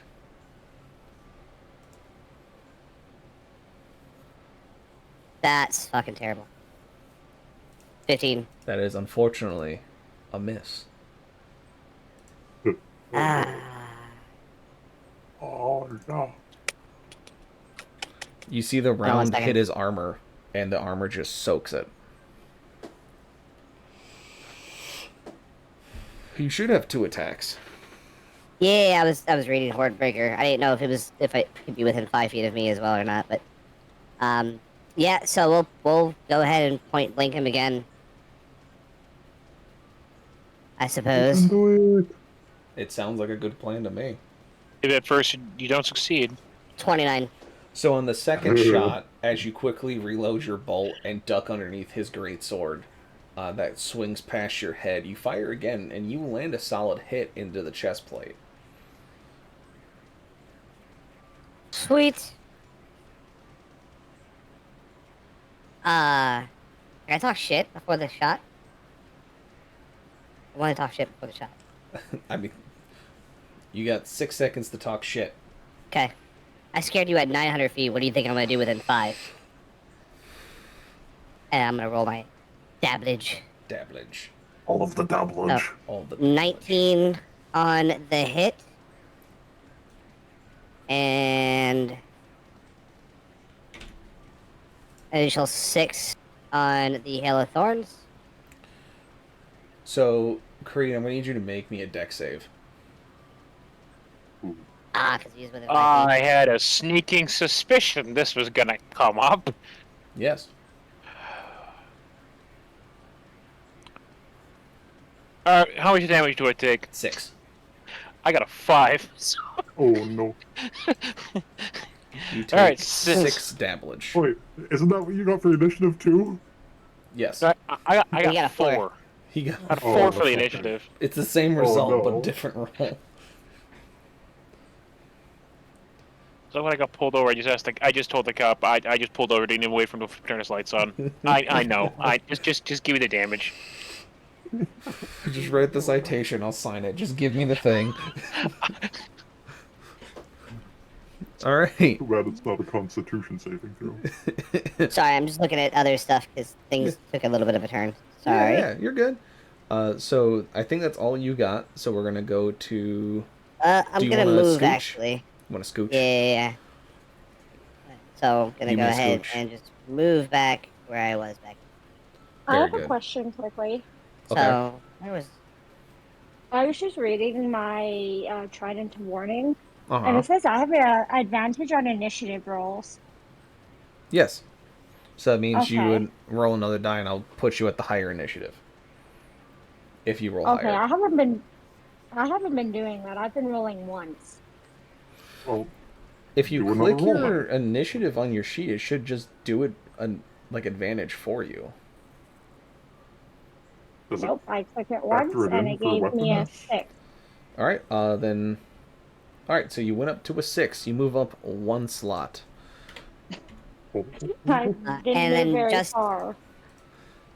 What's up? to iterate here, that was 60 feet, 30 up and 30 back. So Yes. I was at 0. Cool. And that'll be it for me.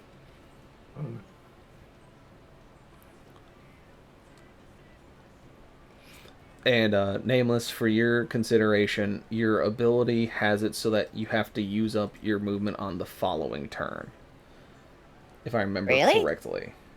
And it So, says once used, you can't use this again until you move 0 feet on one of your turns, yeah, you're using it on this turn.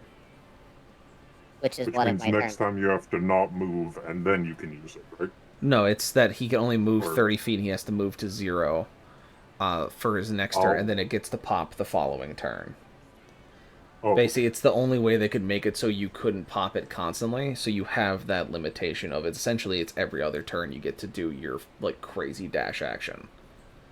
Oh, okay. Yeah, it just says on one of your turns. So Yeah, I because thought you that basically this it's is not still one of counting. my turns. Yeah, it's not counting the turn you pop it because it essentially goes on cooldown until you do the thing.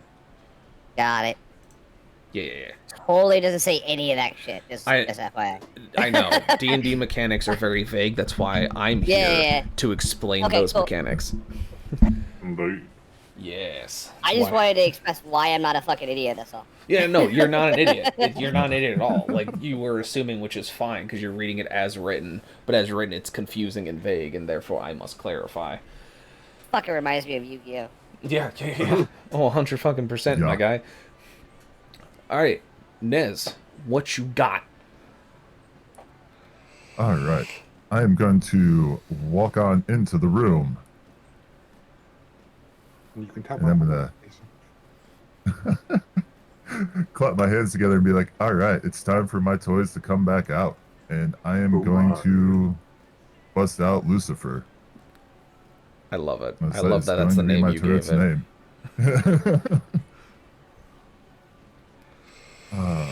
And actually, I realized I messed up last time because of the turret is a bonus action to attack. Ooh. So I can actually attack. Let's see.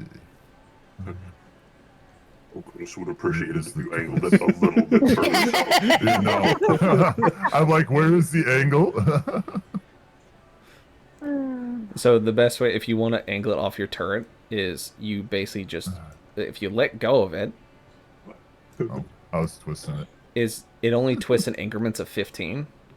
So if you aim it like this off your turret, you would hit the man in red, K4, K2, and miss Okros.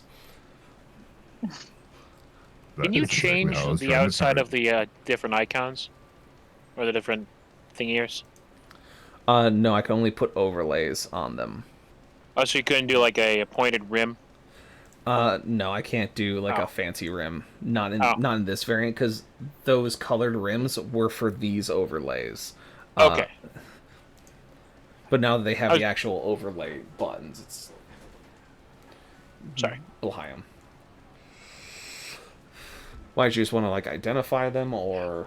No, I was gonna say give it. So see if you can give his little turret a point, so he can like rotate it for whatever it's pointing at. Oh, like an actual arrow. Yeah.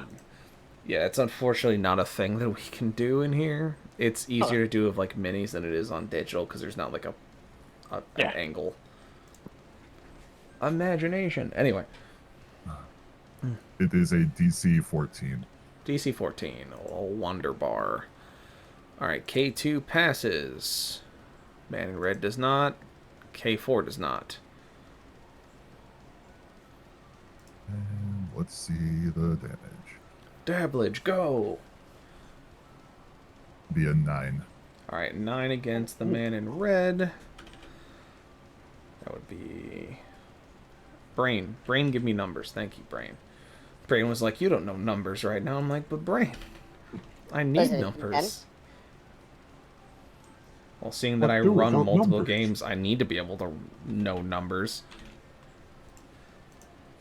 Calculator. Of course. All right, what else you got, Nez? That is it for my turn. Okay. We'll move the triangle of sadness over here. Well, here, we'll just, even better, we'll just put it outside the map like normal people. Alright, next up is Knight 2, Knight 4, Knight 3, and Archer 2. Jesus. The fun times begin. So, starting with K2, he's going to swank down upon Okros, as that guttural growl it gave you seems to become louder. As you can almost think that he's going into a rage.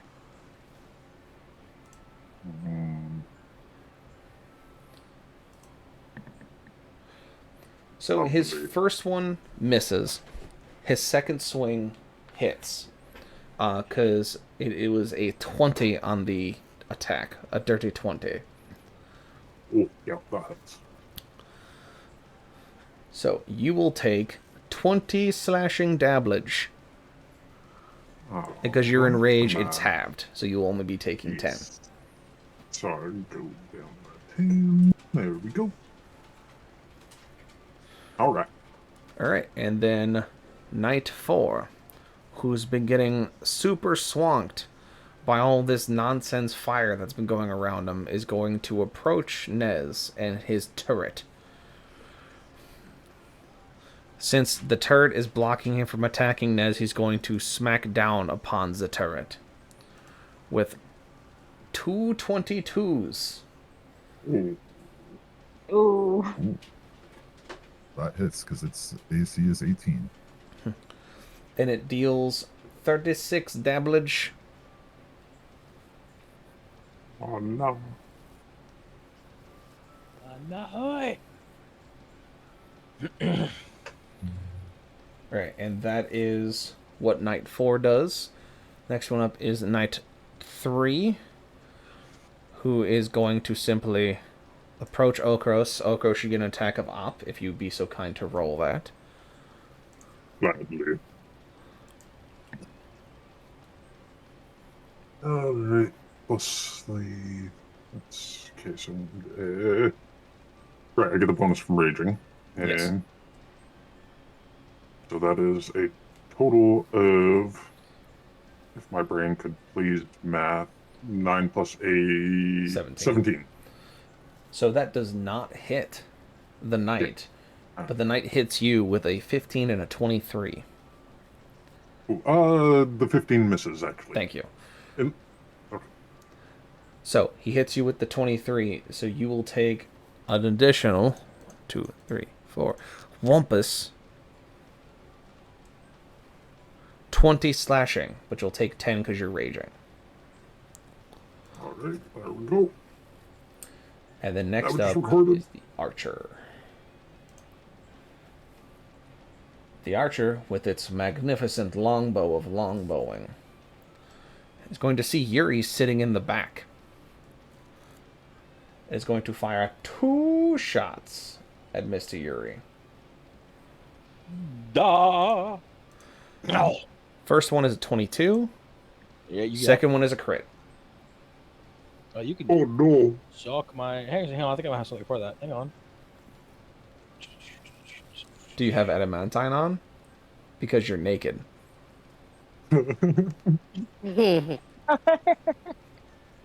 So hey, you remember when Creed told you to put clothes on? It wouldn't fucking matter. It might help a little bit. No, it would, literally wouldn't. It's fine. Alright. I mean, So, I don't really blame him. He was covered in vomit. I mean, yes. I can, and I still am. Blackburn, I'm can and will. gonna find you and vomit all over you. I remember where you live. Yeah, I know. You know where I am. Do it. I dare Be you. careful. I'll even pay you. Oh, fucking done. Oh Say boy. I'm going to Connecticut next week, so yeah, I'll pay you to come out here and waste your time. Oh. So, what happens? You get hit twice. You will take. Let's see. Is it more than 57? It's 57. No, it's 57. No. So the first one is 10. The second one is 5 plus 5 and doubled. So it's 20. So you take 30 in total.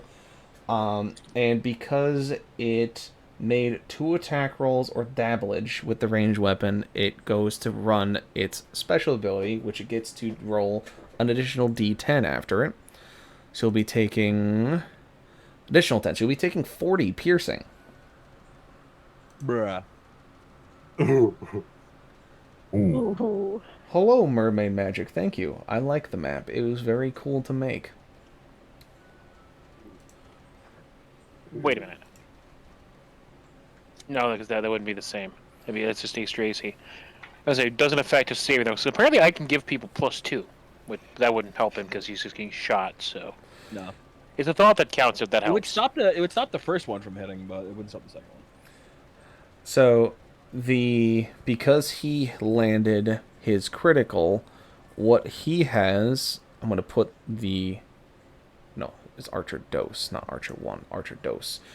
Archer Dose is now technically blessed and has advantage onto attack rolls for his next turn. So that is Archer 2, which leaves us with Aura, followed by K1, A1, and then Creed. Aura's not at her computer range. It gives me 2 seconds. So A2 is able to shoot through K3 and Amana Red to hit Yuri.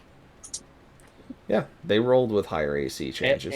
Yeah, he shot that right, literally past K2 Red and Creed and me. Yeah, that's fine. I have 7. I have 7. I have 17 HP left though, so that's a thing. Oh no. My turn.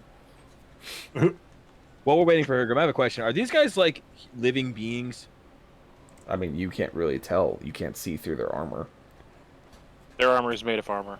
Their armor's made of armor, but as Okro saw, is that there's no way for you to actually look into it because there's no holes for you to look into.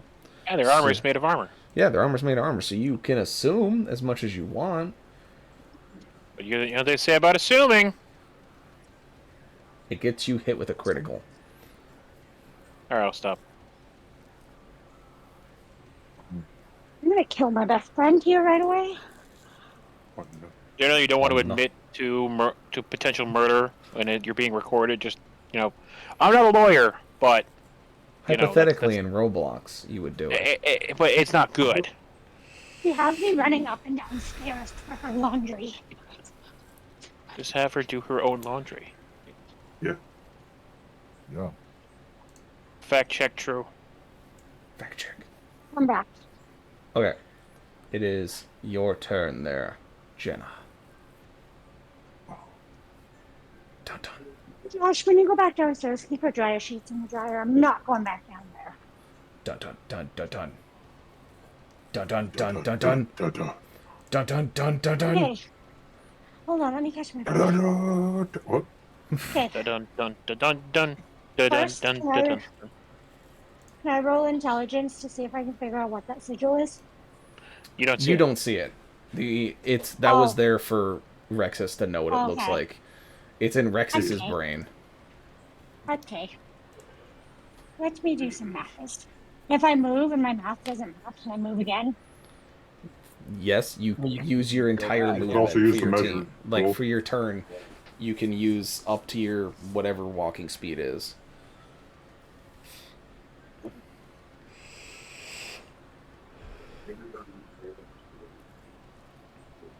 Wacky Okay. hypothetical, I would not be standing there. Wacky You're hypothetical. about to say, yeah, you're finna get dropped. Let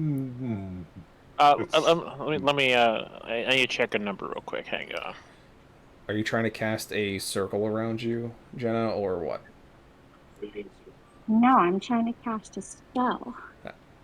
Everybody's out of my freaking reach. Well, one person's out of my reach. I was going to give you this tool that you can use that you can set it to the diameter you need. Radius. So, Yeah. what's the radius of the spell you're trying to cast?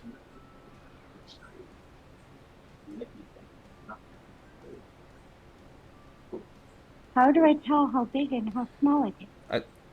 Jenna, just answer the question. What's the radius of the spell you're casting? It should say it in the spell description. 15. 15. Okay. 15. So that means that it is a 30-foot diameter circle, which you can check by pulling on the arrow on the left and right-hand side. It's a cube, by the way, not a circle. It's a 15-foot cube. cube. 15-foot cube here. Then cube Oh. and 15-foot cube. So I hit everybody, including on, let me- if I stay where I am. I'm going to double check your spell, because which one is it? What are you casting? Thunderwave? Level 3 Thunderwave, yeah. Thunderwave, okay.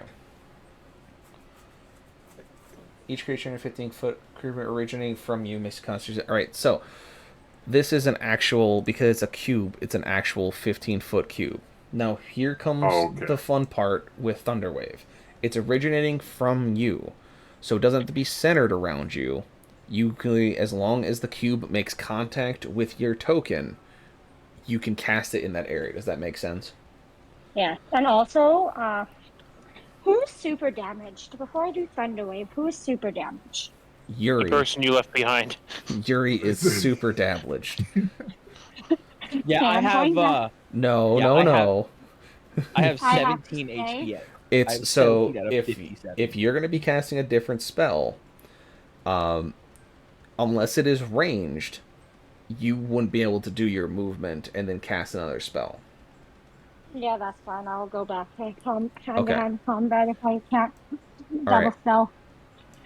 Okay, so I'm going to be a nice person. Because I don't need a dead Yuri on my hands. I would like to cast Cure Wounds at level 1. Okay.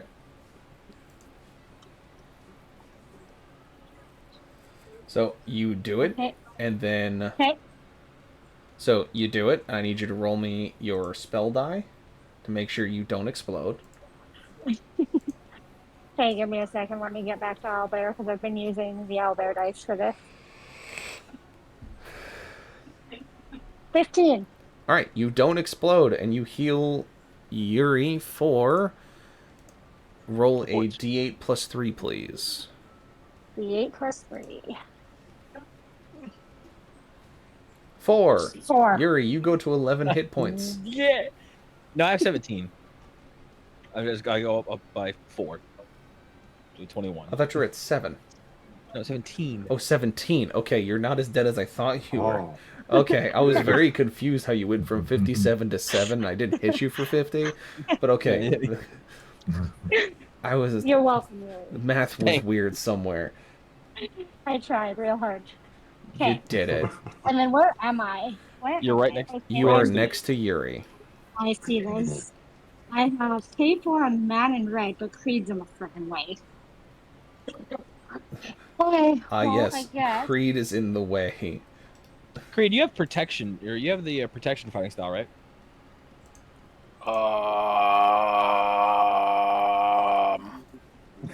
90% sure you do? Oh. Because your shield. Your Well, yeah. What would it tell me? It would be under your traits. Yeah, feats and traits. I It'll be in want to whip a dagger at. You already burned your action using your healing spell. Oh. Okay. Well, So, then I'm done then. I have nothing else to do. Oro, what I would recommend you do is step right here. Right here. Step right there. Okay, I step right there. Because what that does is Creed, because you're within 5 feet of Creed, right? Anyone who attacks you, he can burn his reaction and give them disadvantage on the attack to protect you. Yes. The advantage of protection fighting style.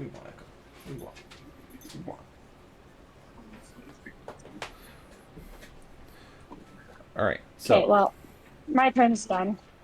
Okay. So that brings us to K1 and Archer 1. K1 is going to try and do the approach. He's going to approach Lacreed Lacreed, you can get a attack of op if you haven't used it yet. I'm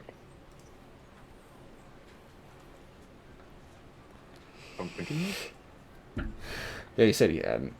That's an 18. Oh, okay. That It does cut out not for me. land. That's a good sign. That's definitely a good sign. And the archer will simply move its... Don't attach to the... Fine. Stop it. Cease.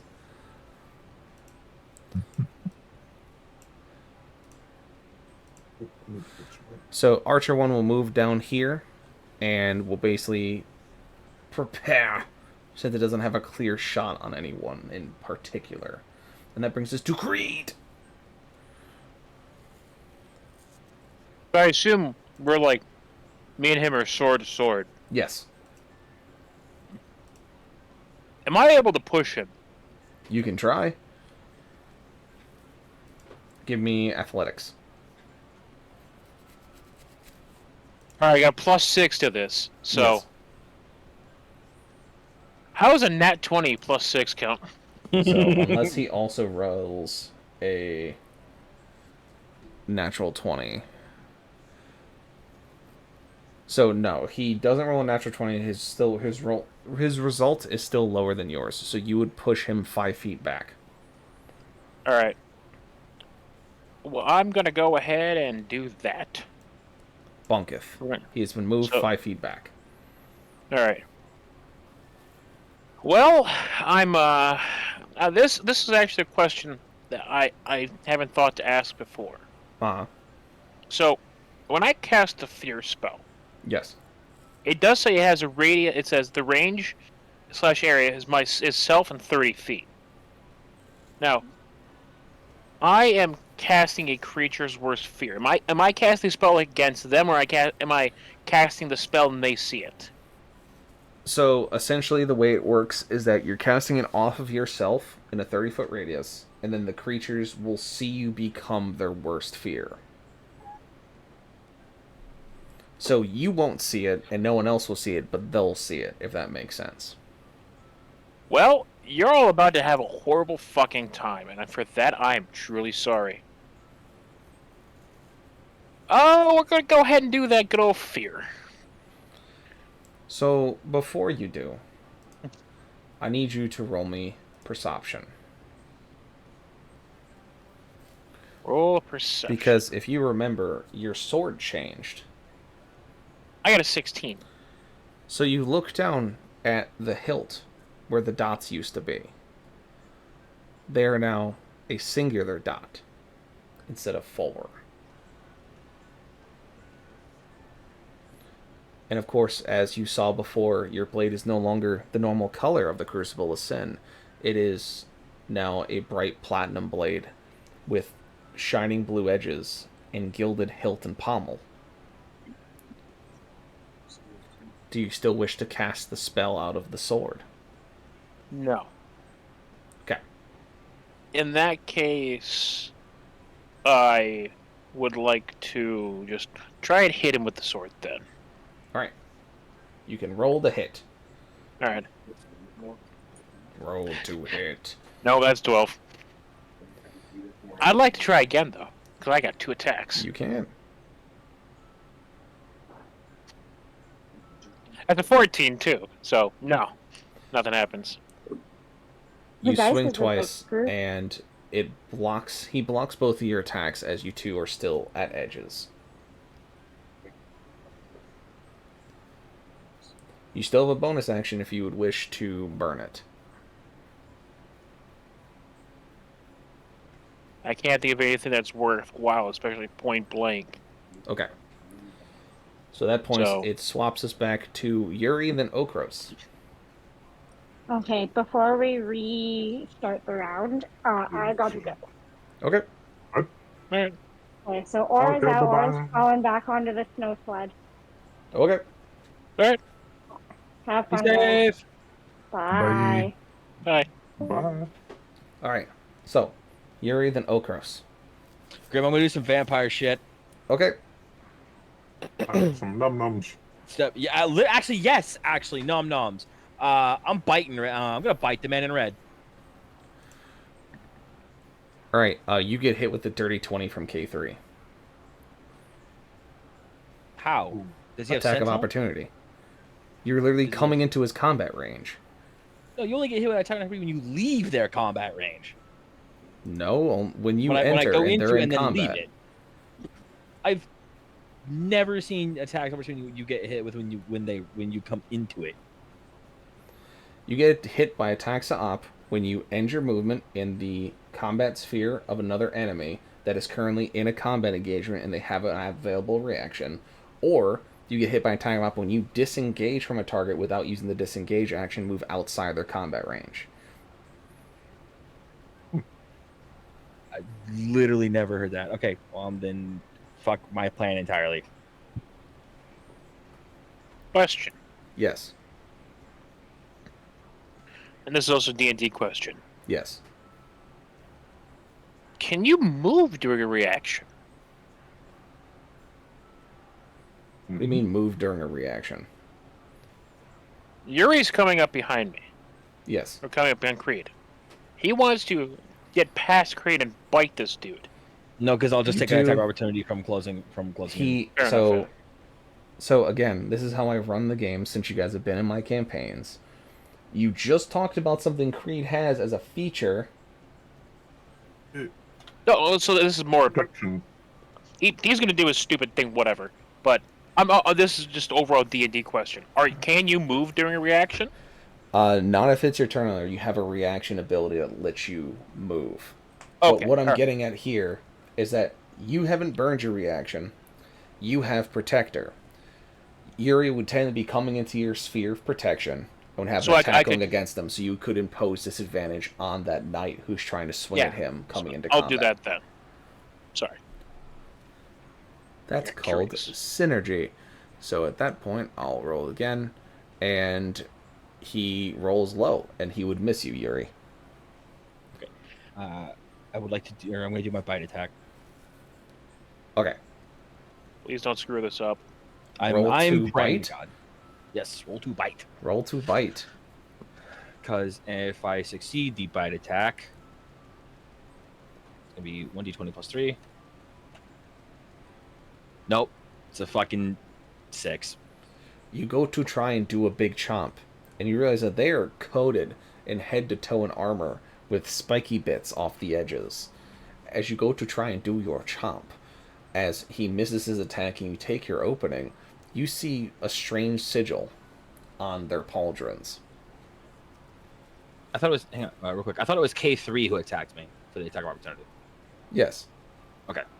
He also has the strange sigil on his pauldrons. They all do. Okay. Well, now you too see this. So as he swings, you see the weird pauldron sigil as you go to run at the man in red, and you try to chomp him, and you do not chomp him. Too much, In that case, too much armor. then I'm going to back off once more. And it does not provoke because I bit the man. I made a melee attack against the man in red. Yes. And Rockish Audacity does not means I don't provoke attacks of opportunity. Okay. From people I poke, anyway. Yes. That's it. All right. That brings us to Okros and then the man in red. Oh, okay. I think we've had a short rest since last time I used this. The answer is yes. Okay, cool. I'm going to attempt to use Daunting Roar Very good. on all the creatures within 10 feet of me, which I guess would be Man in Red, K3, and K2 then. Yes. Alright. Which is total of 14 is my DC for that. All right. So the man in red passes. The rest of them do not. And so they become the Frittened. That is poison. That's not the one I want. Where's the Frittened? The rings, they're so small. Frittened, where are you? Anyway, they're frightened as... Ah, there it is. Frightened. Frightened. And they go to scoot away from you. You get an attack of op on one of them. I'm going to take an attack of op on K2. Okay. Roll for attack of op on K2. And that is unfortunately a miss. Big oofs. Yeah. The biggest of oofs. This bull doesn't like me. Sad bowl is sad. But then I still have my movement and my 2 attacks, so I'm gonna charge up to the man in red while they're frightened and lay into him then. Or attempt to. Alright. Gulp the swink. That is a 24? Yeah, 24. That is a smack. Excellent. And the second hit is on that 20. There you go. That's also a smack. Go figure. Yeah. The bull was like, no, don't talk bad about me, please. Please, no.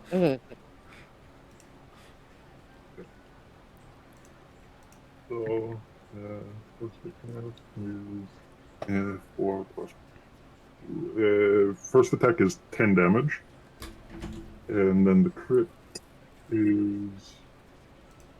Oh, that was... Oh. There we go. 4 plus 3, and then I just double those, right? Yes. Okay, so that's 12 plus... No, wait, 8 plus 6. 14, sorry. And then plus the... Plus another... 6, right? Because my... Yeah, plus 4 to the bludgeoning, and then plus 2 from rage. So that's Yes. 20 damage. Yes. Very nice. Very good. Excellent. So, a total of 30 damage then, I believe, right?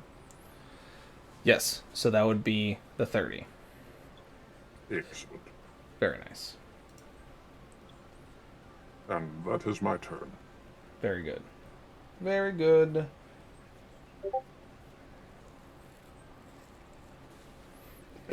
Alright, so that brings us to the man in red, who gains his reaction and actions back, and has now found himself surrounded by both Creed and Okros, and is unhappy with the situation at hand. As you approach Okros and you bring your sword down upon him, you feel that you have a better flow of combat, and enemies that target you and saw your last attack will have disadvantage to hit you.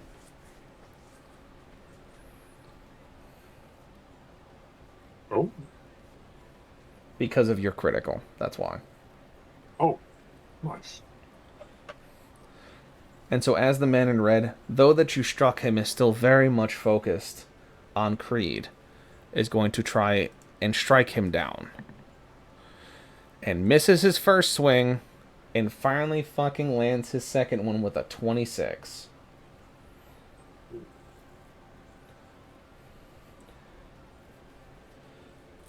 The weapon, crackling with force, comes down at you, Creed, as you go to block it, and it hits you.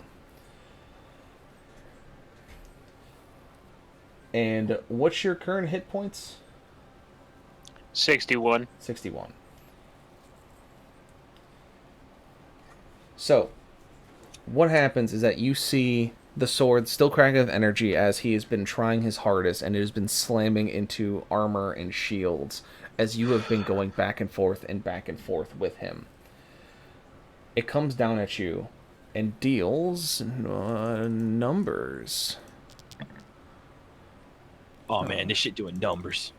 It's doing numbers.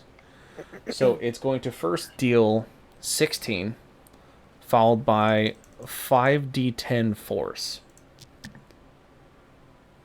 Are you going to give me the... Thank you. So you get hit with 43 damage in total. And as the sword cuts through the shield in the top and cuts you down into your shoulder. You feel the power of whatever energy is crackling through this blade pass through into you. And all you see as the party is you see Krieg get struck down with this blade, a guttural grunt exit him, and then he has disappeared.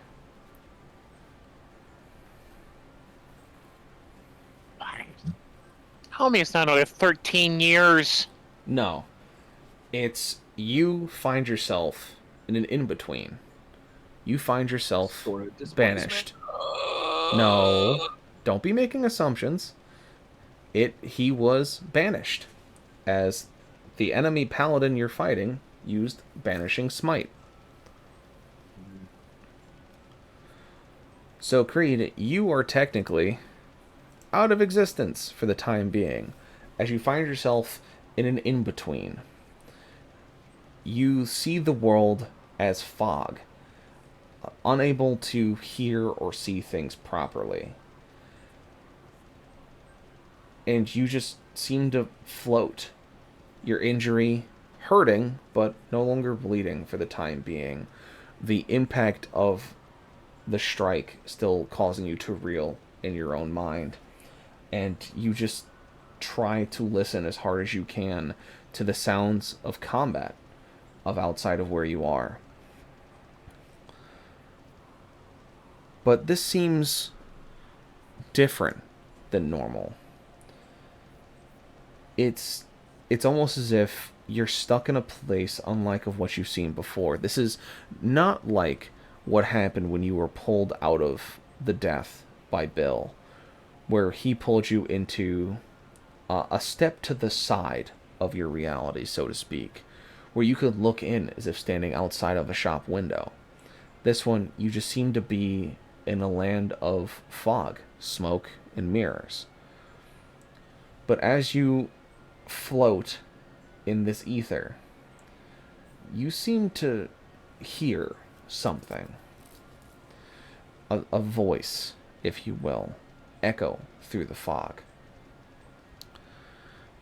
The voice sounds familiar, carrying with it a weight that you know all too well.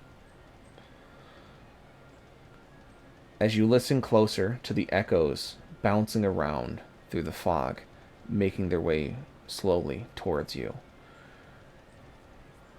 you realize that it's Leandros. You hear a sadness in his voice. You hear despair. You hear embarrassment, as it almost sounds as if he is crying as he speaks. As the words continue to echo through, you see the fog dispel, but for a moment, as you see a clear image of where he is. You recognize the room he's in, as it was a room that you freed him from when you fought the Beast of Yumgarl. But this time he seems to be more heavily secured, but his body has been bruised and injured. He has been stripped of his armor, of his clothing, from his waist up, and you see that there are new scars and wounds across his entire body. He looks emaciated and sick. You don't know how long he's been there. And you just hear him almost beneath his breath as he struggles to bring his energy forward. He looks up, and you almost feel like you make eye contact with him. And you just hear, "I'm sorry. I failed. And now I need you to roll me a wisdom save with advantage, please."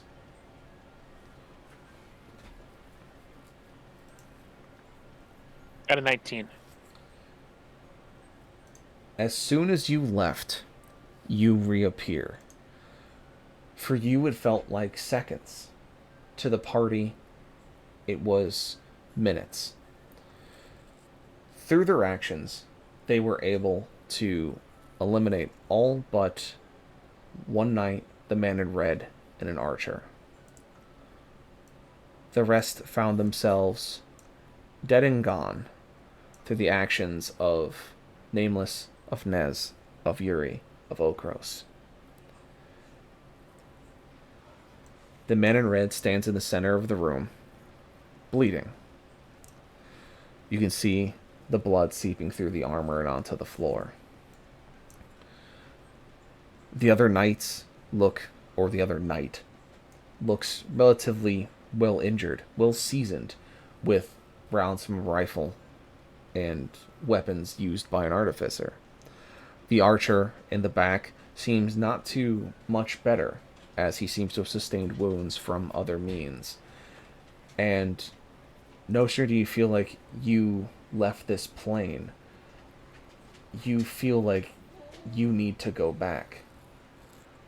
And with your 19, you force yourself back through the veil that you were placed behind, and you reappear only steps away from the man in red. You all, as you've been fighting and pushing these individuals back, thankfully not sustaining any life-threatening injuries, but definitely delving out a few of your own to those that wish to stand against you. You all see Creed reappear right where he was taken from.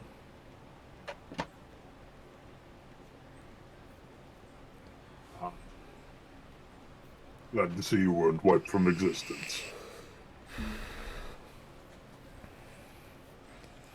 I must admit, must have tried. The man in red looks at you, Creed. His eyes that you can see through his helmet are wide. He asks, "How did you come back?"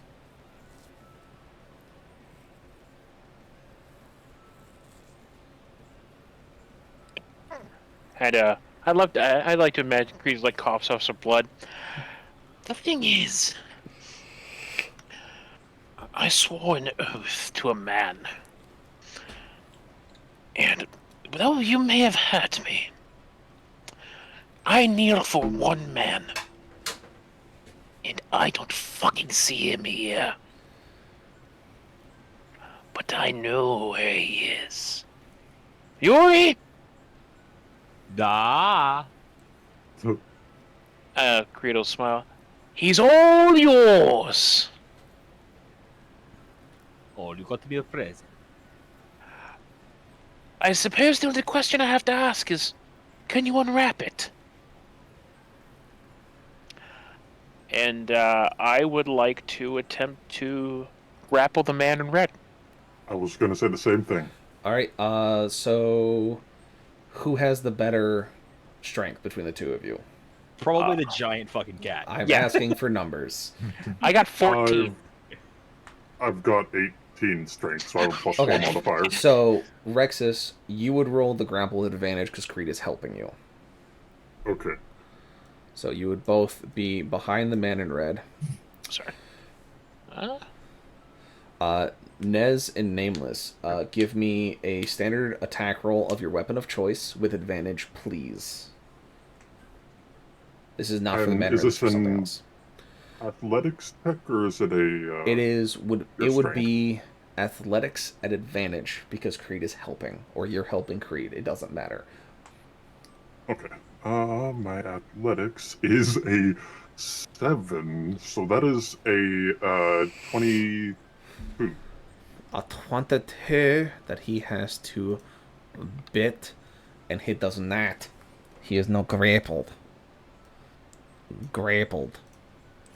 Right? And while that's preparing, and Yuri, you are just being a menacing, naked vampire man.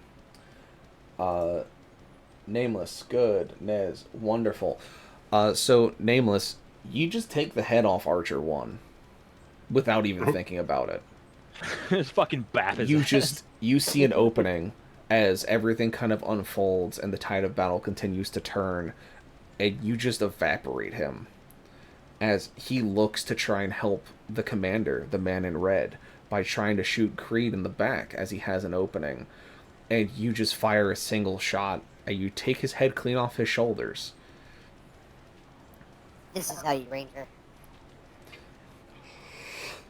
Nez, having battling the knight in front of you, as it has struck your turret and has tried to get to you by pushing through, you simply turn and you fire an incendiary round right into its faceplate. You land it, and you see the round breaks through the plating that hooks the helmet together on the front, and all you see is smoke start to exit the eye holes and the air vents perforations on the front of the helmet as you see the knight start to grasp at its head, unable to take its helmet off, as you start to see flames lick out from the holes he created. And he simply collapses. And I yell out, "That's for hurting Lucifer." You son of a bitch! You killed Kenny! Oh my god! Oh my god! You bastard!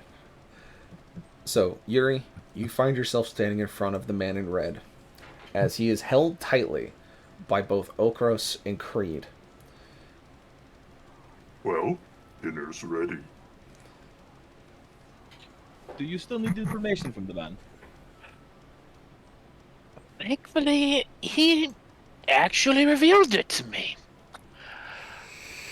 I will say, however, that whatever you have to do, I would love to have Creed just like get down and like rubbing his face against the side of the guy's helmet. I want you to make it as painful as possible. Nom nom. Technically speaking, Yes. I must admit, he's not the only one who's had a bit of a grudge for 13 years. How many be months fair- will it take for him to die? I hate you. It's like Yuri's leaning over him. I go, "You're not the only one who should have killed the other person in the desert. I hope it was worth it." So, as Yuri prepares himself, and the man in red is pleading, he has realized that he is lost. He has realized the soldiers that he brought to fight you have lost. He did not account for the dragon or anything else into play. The soldiers he called for from the rest of the castle, the reinforcements that were meant to close off the hall behind you, never showed. And since you didn't go looking, you'll never know why. As Probably something to do with the dragon. as you realize the dragon's no longer there. It watched your fight, and then when his job was done, it left. And in the middle The of real combat, dragon was me. The real dragon was the friends we made along the way. I hate you. Oh my fucking Oh my god. There's so much hate rolling around today. Who's just ugh. And Creed, as you hold this man in a pose, waiting for Yuri to open the can, so to speak, you feel that you wish to look into his eyes once more before he dies. This feeling seems to come from the back of your mind, as the sword on your hip grows hot. He's gonna pull it out. The then- sword just urges you to simply grasp him by the head and look into his eyes and speak the words it gives you. Great Pay notes. for your penance. Pay. Oh, your penance.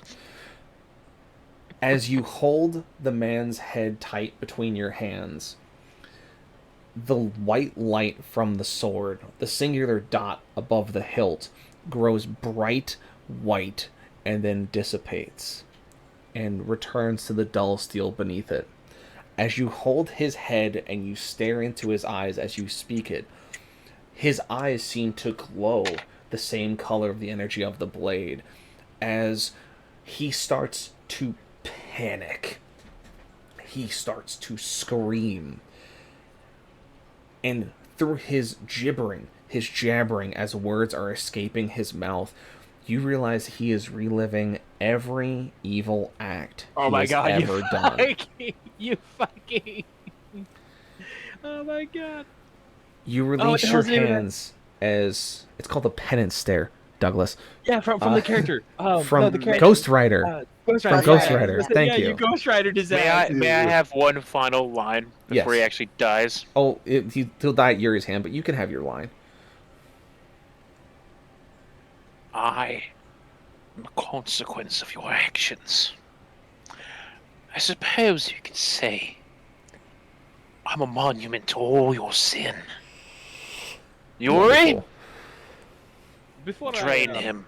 Before I have my snack, I do want you to know, if I kill him by biting him, he becomes a zombie. So like we could bring him with, and you can just use him as punch bag whenever you need to get emotion out. No, Yuri. Nom. Right. So superior, heightened regeneration. Yes. Whenever I bite a motherfucker, I can spend 1/4 of my maximum hit dice. So I'm gonna spend 2, which is 8. I'm gonna spend 2, and I get 4d6 hit points back. Cool. Yeah, so you do that, and because he's basically being held and is now in a world away from here, you have a very, very easy time making a meal out of him, as you would imagine the rest of the party, unless they were curious, to watch do. Otherwise, they turn away, and you would gain your 13 hit points. As you finish chomping down, you do remember that you do coincidentally make thralls/zombies after you bite into somebody. And so, as a final act to stop that from happening, now that he has a large hole in the side of his neck, you simply remove the problem by removing the head from its shoulders. Can I let Creed do that? I think Sure. Okay, so you're just gonna just like let off his neck. That was tasty. Licking blood off of his lips. Don't make it weird. Would you cut his Creed, would you cut his head off, please? I don't want him to be zombie. Oh, about how long until that happens? Couple hours. Might I request that we let someone else do that? Yeah, I don't care. I figured you would want to, but I don't care. Oh, girls, could you carry him, please? All right. Though it pains me to admit it, I'm going to require your assistance, Yuri. We need to go visit an old friend. Can I have another snack? You can when we get there. Good enough for me. What do you need? I'm gonna take them down to the dungeon. Yep. So you guys all Like dungeon? form back up. No, shut the hell up. So you all form up and begin making your way to the dungeon. Creed leading you effortlessly, as he knows this keep like the back of his hand. As you walk through the hallways, you come across a number of bodies of the soldiers you saw coming through the gate, slain in the rooms and hallways as you walk by. The wounds on them are varied: slashing, decapitation, limb loss, large puncture wounds to the chest or abdomen. It seems that whatever came through here used a variety of weapons to clear them out.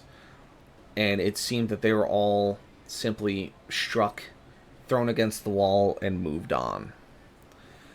And this is the same scene as you go all the way to the stairs of the dungeon,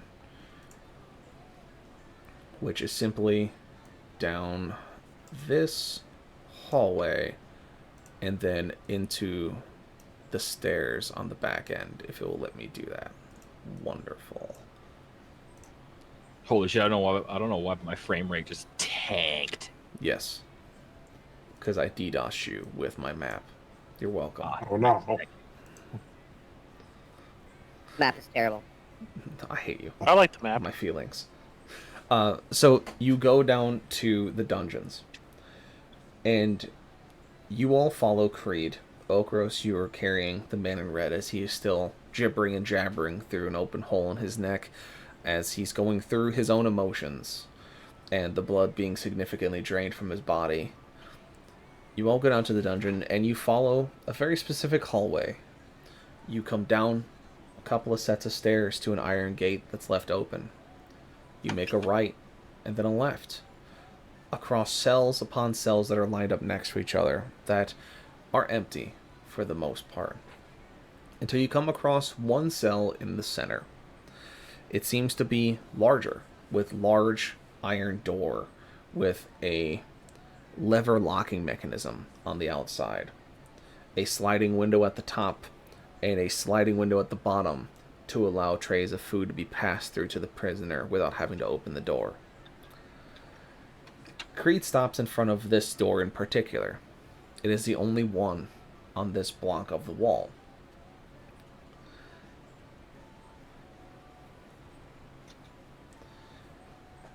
Creed, what do you do?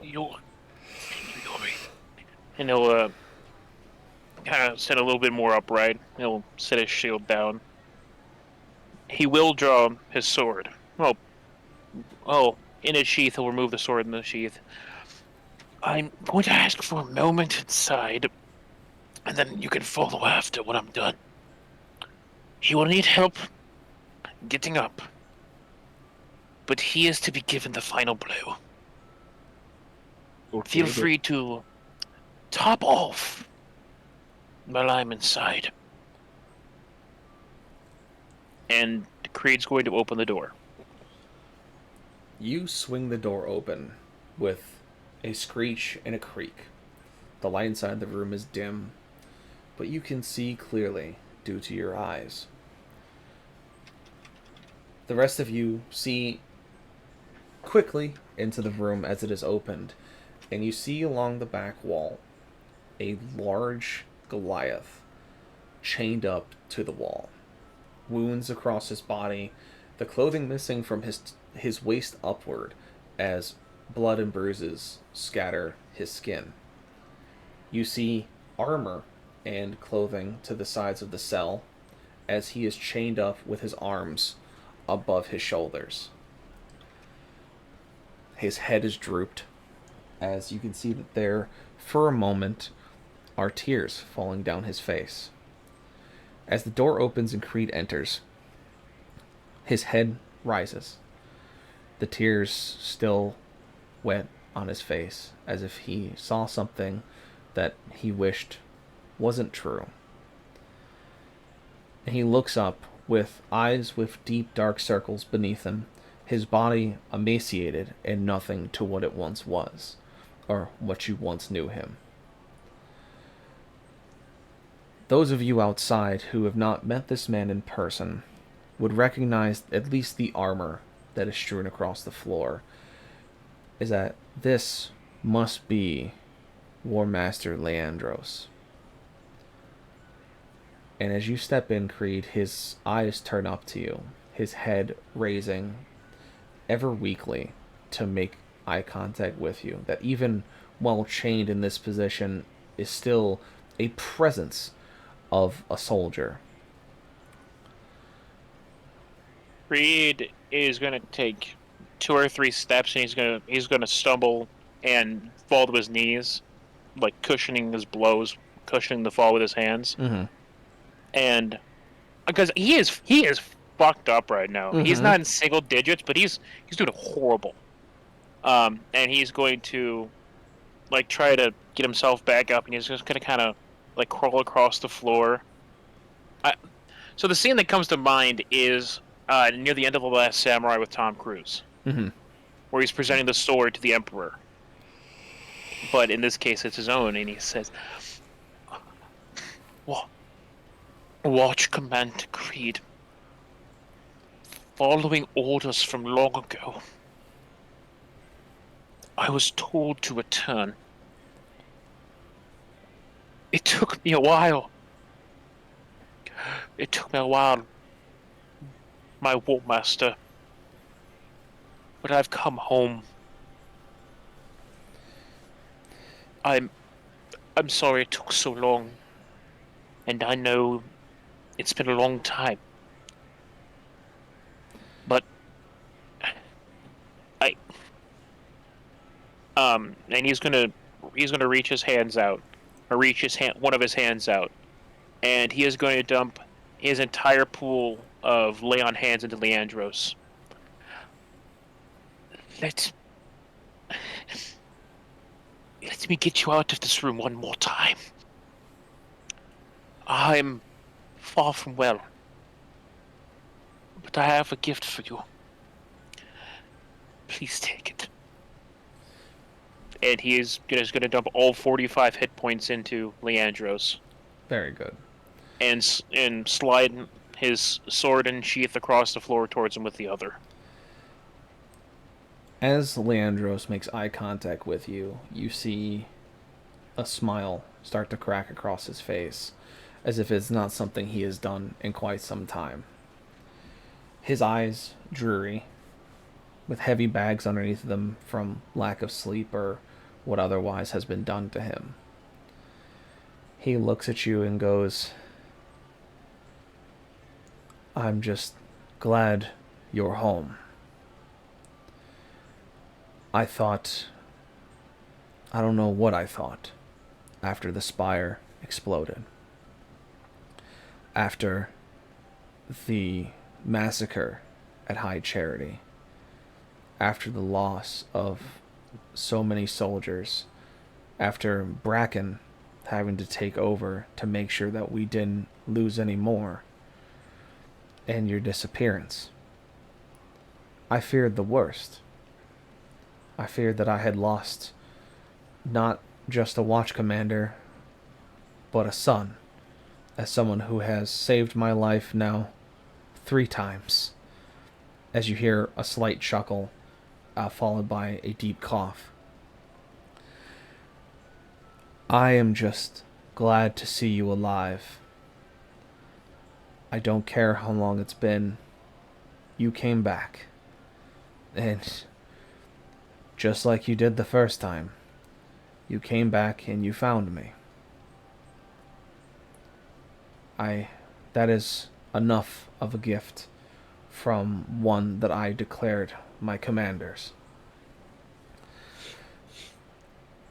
Now, before you give me your gift, please detach these manacles. They have cut quite deep into my wrists, and I would like to stand once again. Yuri! Mm. We need a hand in here. I'm coming. Go into the room. You see the same scene that Creed walked into, as he motions towards the manacles. And between the two of you, you are able to find the necessary means to open them through lockpicking or swords or what have you. And you're able to detach them from the wrists of Leandros as his arms fall to his side and he slowly picks himself up, his full stature coming into light as he reaches his full over 7-foot form. And though battered and bloodied, he tries to pull himself tall. He goes, I thought when Ravenholm finally fell that me and my generals would die an honorable death to keep the resistance safe. After everything we've done, everything we've built. But the generals, though they stayed and fought, it was those below them that looked to different means. I thought that I would not see any of my fellows again as I urged Bracken to leave. So I imagine you found him, hence why you're here. But I found that they wanted information. They wanted me to tell them of where you were, of where anyone was, and I refused, as a good soldier always does. But they've kept me in here for I don't even know how long now. It's not that I was able to count the days, there's no way for me to. This dungeon was designed with inhumane ideas in mind by the original caretaker of this establishment. Unfortunately, I have seen the inside of its cells far too many times. But, Creed, you said something of a gift. You are not one to give those.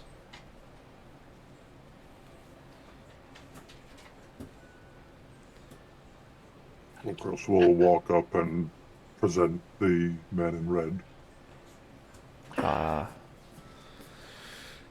This But is... Creed will hold out his sword. I believed.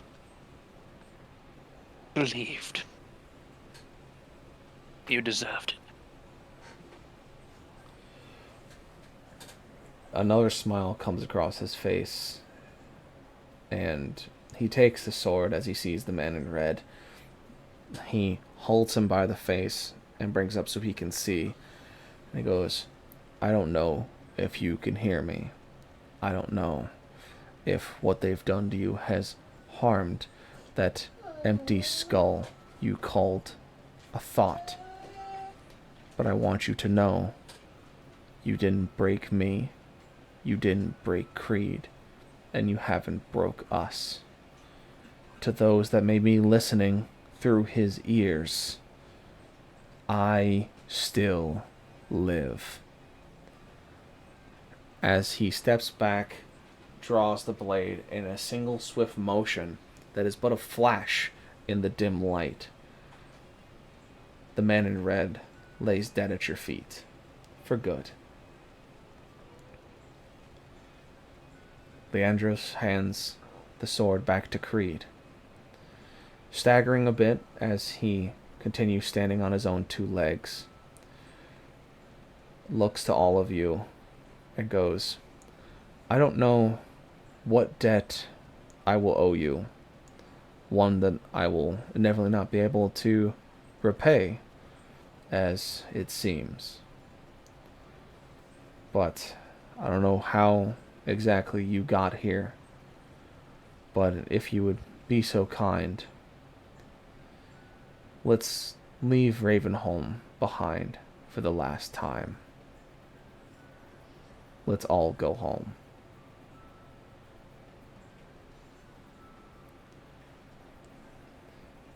Very well. And you all begin your trek out of Ravenholm and back to the hilltop where this started. As you walk across the bridge, the stones still burned and soot lay in corners and pieces. You push past and you walk. You walk to the top of the hill, past the bloodstains that were left behind by your sleeping bodies, and then furthermore towards Glacier Keep, as the ruined bodies of the soldiers that tried to stop you lay in twain and food for the vultures and other scavengers that fly around. As you begin to make it into the border of Glacier Keep, you hear that sharp whistle again by the deep roar of the dragon. And overhead, you see the silhouette of that large red dragon fly by once more, and then into the sun, disappearing from sight. The trek back to Keeper's Tomb is not as arduous as it was to get to Ravenholm. The storm had passed, and the snow had begun to settle and melt in certain places, unfortunately leading you to see a number of things that you tried your best to ignore as you made it through the city ruins. Exiting through the south hole in the wall that you had made, past the now desiccated corpse of the bear, and then finally through the Deathlands, where the rotting trolls once stood, now slain by what you assume to be the soldiers that assisted you the first time. You find the remains of one, but it looks like everything has been collected and they've been given a field burial. And you continue moving. The wind, not as cold as it was before, whips past you gently, taking the snow flumes and the snowflakes that still fall and throwing them into the sky and across the land, laying new layers after layers upon the ice and snow that cracks beneath your feet. You finally make it to the remembered pathway that would bring you back to Keeper's Tomb. The pathway cut through the mountainside, leading through ruts and ravines, until you come to the Iron Gate, one that Creed is familiar with. You open the gate and you step inside. Waiting for you, as you've made an arduous trek and pushed yourselves to make sure you got Leandros back as quickly as possible. Inside you are met by a number of lieutenants and Commander Bracken himself. As you enter into the torch-lit atrium, applause is heard, whistles and hoops and hollers, as you are met with the gratitude and respect of the rest of the teams and the rest of the soldiers that are part of the resistance in the Keeper's Tomb. They see Leandros enter, and you all of a sudden see the applause die down as every member of the resistance in that atrium simply stops and gives him a salute of their hand in a fist across their chest. The silence holds heavy until Leandro speaks up and goes, "I have returned home, not without my own scars and not without the help and skill of the soldiers that you sent for me. Do not cheer or celebrate my return. Celebrate the birth of the new heroes of the resistance." The applause picks up once again. You are given drinks, food, pats on the back, hugs, high fives, whistles, cheers, and such. Question. Answer. Am I still naked? Yes. People aren't really paying attention at this point of you being naked. They just are happy to see you alive. All right, so this is the equivalent of me showing up in the middle of the Battle of the Bulge with Patton, who everyone thought was captured, and your first concern is yourself. Like, I mean, to be fair, he could have Fuck picked Patton. up clothes, but it's like, am I still naked is an honest question. Yeah. So, you all are, as I said, alerted with hoops and hollers and whistles and cheers of admiration and respect. You see two of the three members of the wizard sniper team that assisted you on the first go.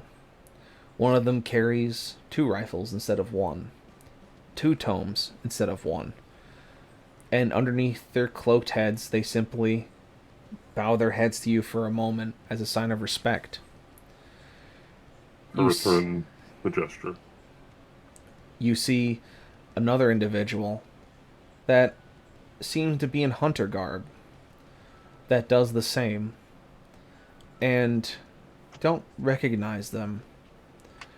They ask you of how the fight with the bear went, as they're only able to put a single round off, and they hope it helped, as the snowstorm became too rough for them.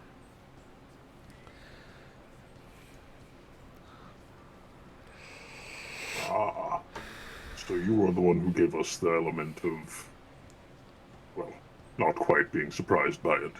Thank you. It was the most I could do, as I could not cast any more spells, and the winds were cutting too much. If the winds were not there, then I probably could have made a better shot.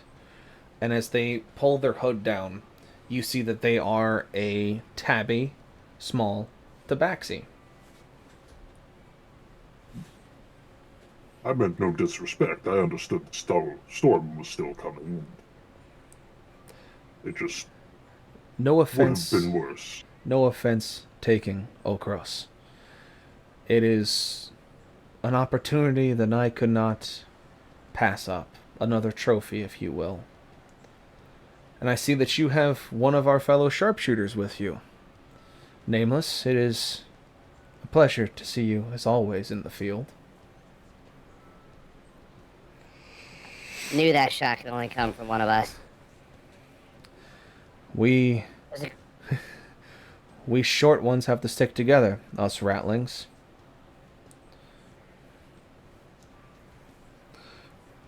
Yeah, you should see the guy in the backpack over there. He's even shorter. That's a rare occurrence. I will not keep you from your well-deserved rest and relaxation. I'll see you in the field, I imagine. As the tabaxi flips up its hood and walks out the gate you came in, back out into the field once again to hunt its quarry.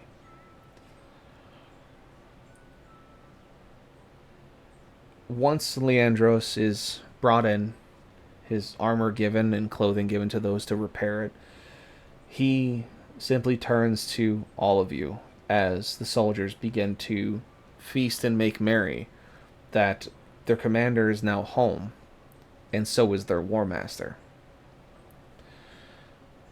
They seem happier than they've ever been, the morale being significantly higher. Leandros turns to you and goes, I don't know how you did it. I don't know what you went through to find me.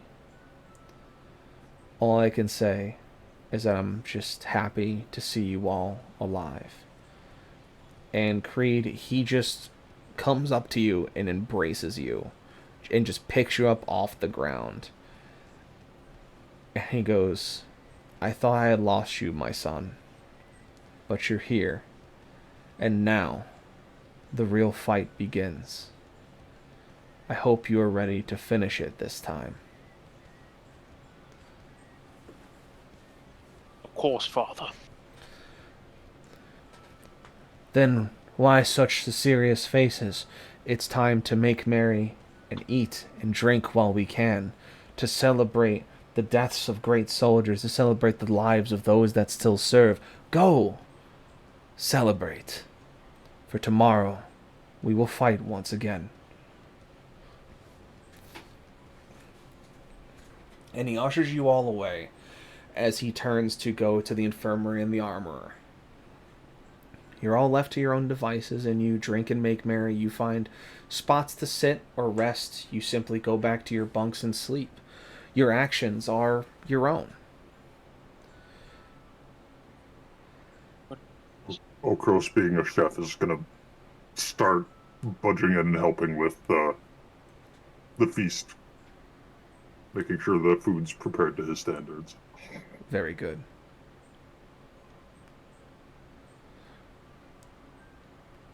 And the rest of you, as you take your actions, Mr. Nez, you had something? I was going to say, I kind of wish to like try and make a backpack that will not rip when it gets stretched. Just, you know. So that way Yuri can get a new one. Yeah, so you spend your time relaxing, that you make Yuri a new backpack made with semi-elastic fibers in the seams, made of this new material that the artificers have found called ripstop nylon. And so now being semi-elastic and having the ability to stop most rips from going across the entirety of the fabric, you hand this newfound backpack to Yuri. And it looks quite nice compared to your old one. Have I had a chance to wash my clothes yet? Yes. Okay. Your Thank you, clothes Commander. have been washed. Thank you, my commander. This is a very nice bag. You're welcome. I hope your food doesn't destroy it next time. Let us hope. You know what? Honestly, I will take this destroyed bag over the vomit on me. I wanted to punch her in the mouth, but we were busy, so We were busy, Sacrifices. so sacrifices and all that. and as the rest of you mingle and rest a well-deserved rest, you all go your directions. And Creed, as you go to lay down, to breathe a sigh of relief, to breathe for once without fear of feeling like you've lost another, you are awoken in the middle of your slumber. The rest of your group has made merry and ate, slept, healed, made things, and has simply breathed, much like you. Going on their first mission together as a team, they performed above expectations. They performed well above their own. And they made short work of many things that would have caused you death, injury, or worse. But you are awoken by a strange feeling. And you stand up to begin walking towards this feeling you have.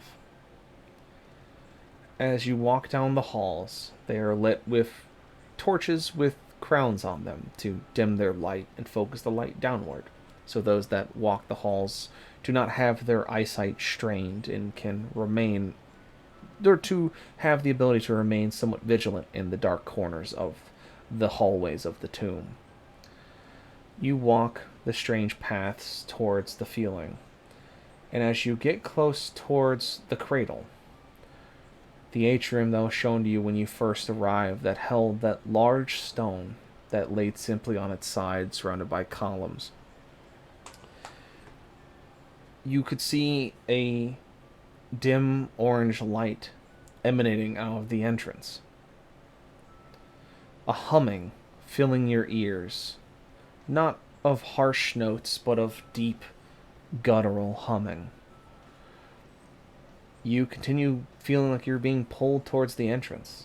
You look inside to see what exactly you're, looking for. And you see that the crystal that was once on its side and quiet and darkened is now standing high in the air, spinning slowly, its pieces floating around it, the orange light emanating from its interior. But you see a faint blue streak swirling inside of the crystal itself.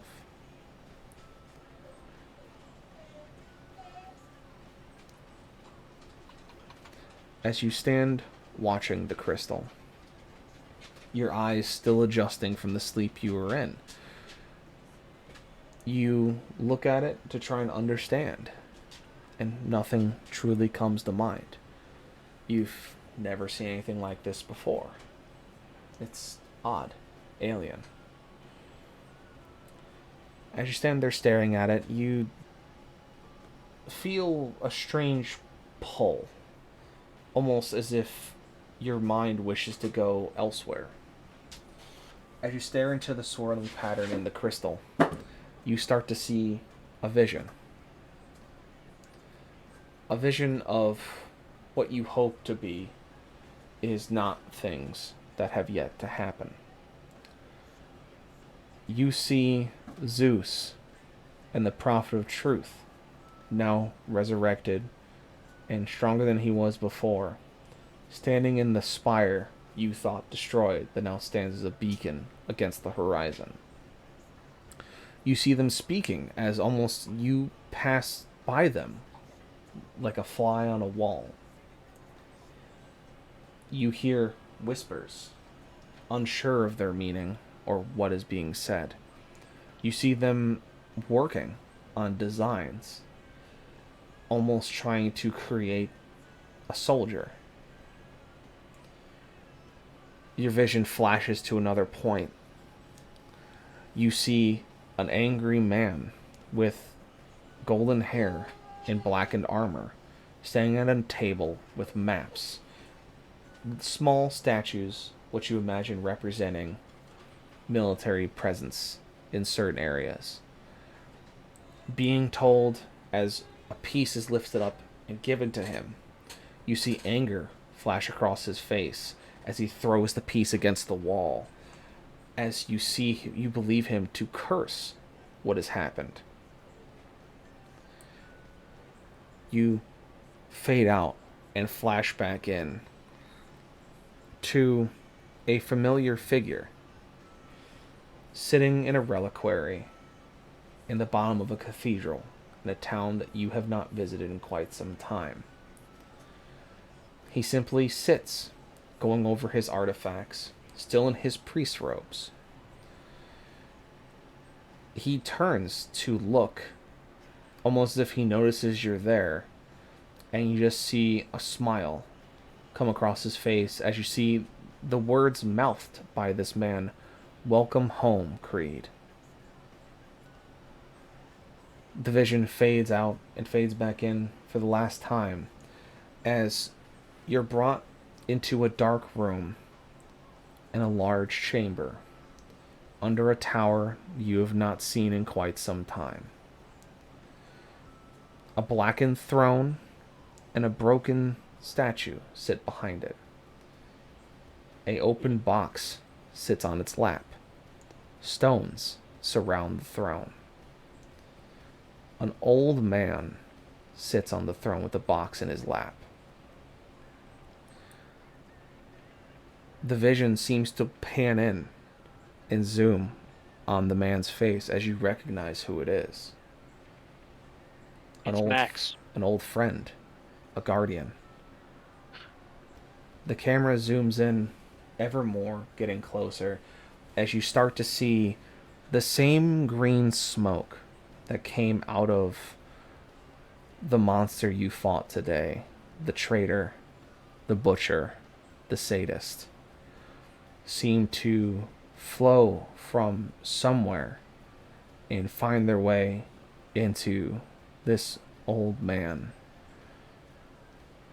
As the box in his lap all of a sudden closes, as his head rises, a green glow where his eyes would once be. And the vision fades out as you simply hear, "See you soon, Creed."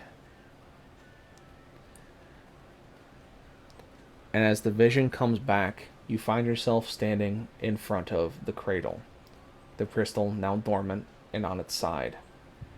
Once again returned to the place of understanding. You still don't understand why you were pulled here or what you saw. But you have little time to think as the ground begins to rumble.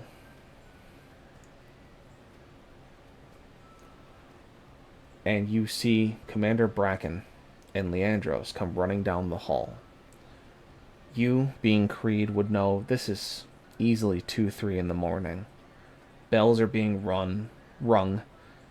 The sound of sirens, or what makeshift sirens would sound like, echo through the halls as Bracken and Leandros ran towards you, motioning towards the war room. Leandros looks back to you as he runs past and goes, "The fight has come sooner than I thought, Creed. Ares is here."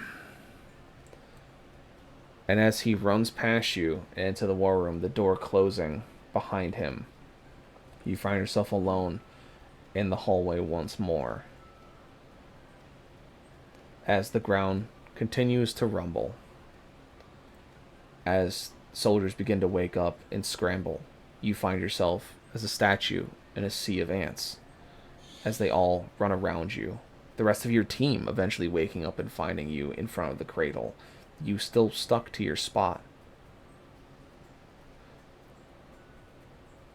they find you, and they ask you why you're here.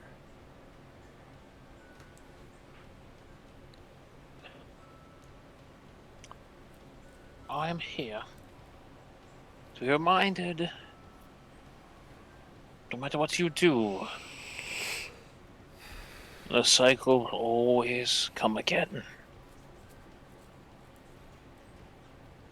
We have to go north. Well, more technically west.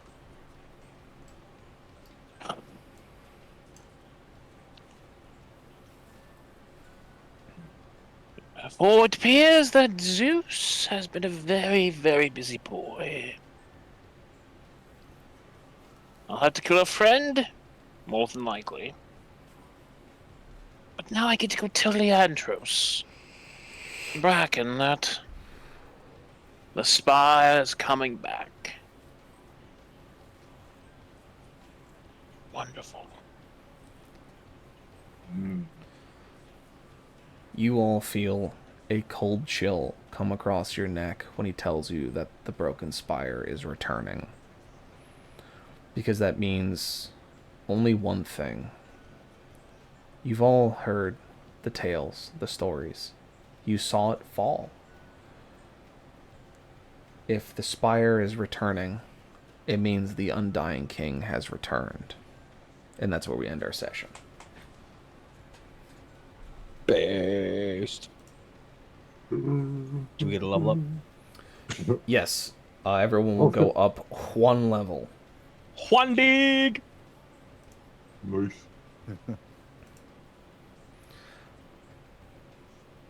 Nice.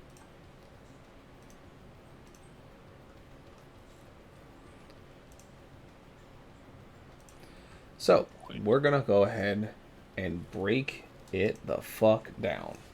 So, real quick, down the list. Favorite moments, what you liked, what you feel, how you doing, and we'll close it out for the night. So, starting with Mr. Creed.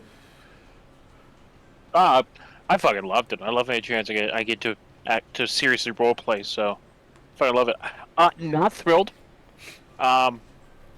Max was holding back. We still got fucked up. So I'm not looking forward to that. Really, really not looking forward to that. So that's going to be.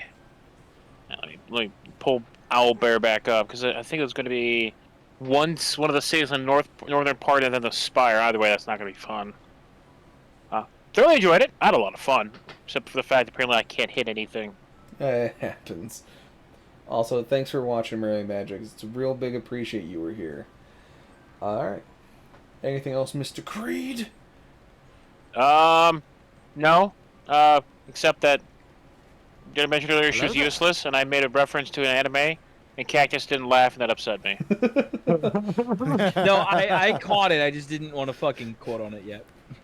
Alright.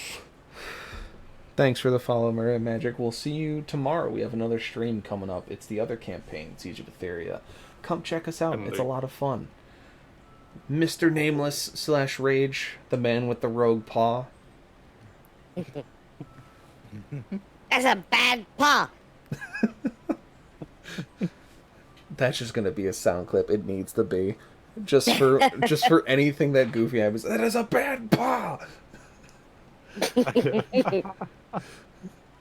Oh man, I mean, I don't know. I like. What was the fucking curse? Whenever you said the word "what," you hit yourself. Oh. Oh no. Did we all have curses like that? No, only two of you. One of them was Aura turning into essentially the rabbit from the Holy Grail, which was just happenstance because the curse on here says you turn into a large white rabbit. And I was like, fuck it, I'll play with it and make it so that she's like a bloodthirsty white rabbit, because that'd be funny to me. And then I rolled on a d6 to see who got the second curse, and it was Rage, and it was every time he says what, he has to hit himself. They were both very mild curses today, unfortunately. Should have totally hold a stone cold and just what after every other word. That would be fucking great. Oh, there's a no, few I I'm like. cooking up. Oh, okay. I liked the little curses. I thought they were fun and funny. Also, the banter back and forth between me and Blackburn with that curse as well, I thought was pretty good. Yeah, I mean, all around I enjoyed it. Awesome. And I know that combat was kind of wonky because there was a lot of stuff happening and there was a lot of scripted stuff that was supposed to happen to move you guys along the story. So it was like, we can either sit here and we can do dice punchies for the next 3 hours, or if this one scripted thing happens, then we can accelerate combat a little bit. And unfortunately, the scripted thing didn't happen until 3 rounds in, and I was like, fuck. I was totally I was totally planning out everything, and then it's like as soon as it got to my turn, I had to throw the plan away and come up with something different. Yeah, it's why I love and hate the combat system in 5e. I've done it before where I've done teams where like the PCs will basically hit first, or they basically roll to see who goes first, and all the PCs will do their stuff, so you guys can like synergize your attacks, and then all the enemy will be able to do the same. Yeah, because I'll be honest, with my first attack, I was going to attack the man in red with the first one, and then move to one of the Ranger Knight combos. Yeah. Hit one of them, and then Hornbreaker the other one. And then when I missed that first shot, I'm like, wow. Fuck. Oh, no. Ah, dang it. Yeah, it was great. I'll sit on if I should just give you guys shared initiative and see how that goes for a couple combat sessions, and if it works a little better for you and me balancing the encounters to reflect it, we'll keep it. Otherwise, we'll stick with the standard way of doing it. Just trying to find a way to get everyone into the swings and like actually feeling like you're doing stuff in combat. It's not being like, I'm gonna be here for an hour until my turn is here. You know, I want to give you guys the benefit of like actually working as a team, and just giving you guys. 3 needs to roll better. I mean, everyone needs to roll better. Honestly, there's like good and bad days for everybody. True. All right, thank you, Mr. Rage, Mr. Nez, played by Stealth Rage 7. What you got? Oh man, my favorite part was the dragon spitting the loogie fire at Yuri. To be honest. Yeah, that was pretty good. And then like just playing with the flame. Just picking up, being like, "Oh, this is cool," and it's like, God fucking.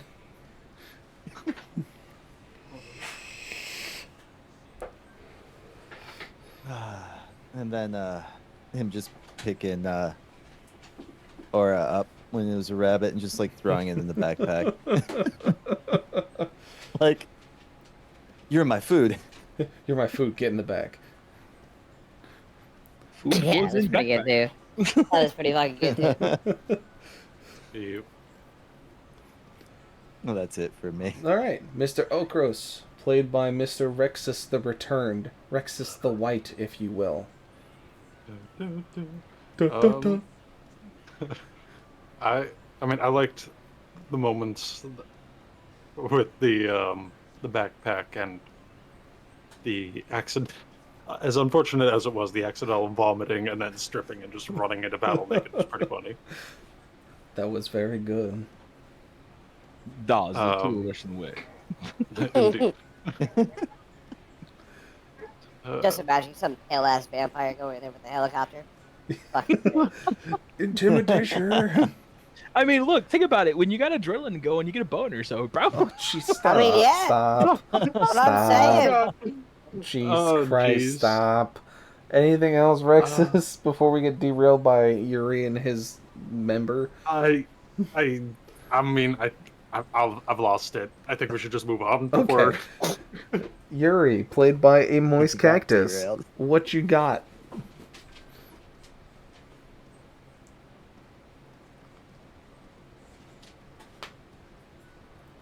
Oh, now he's Yuri. Okay, I thought I like disconnected from Discord again. I'm like, nobody's talking.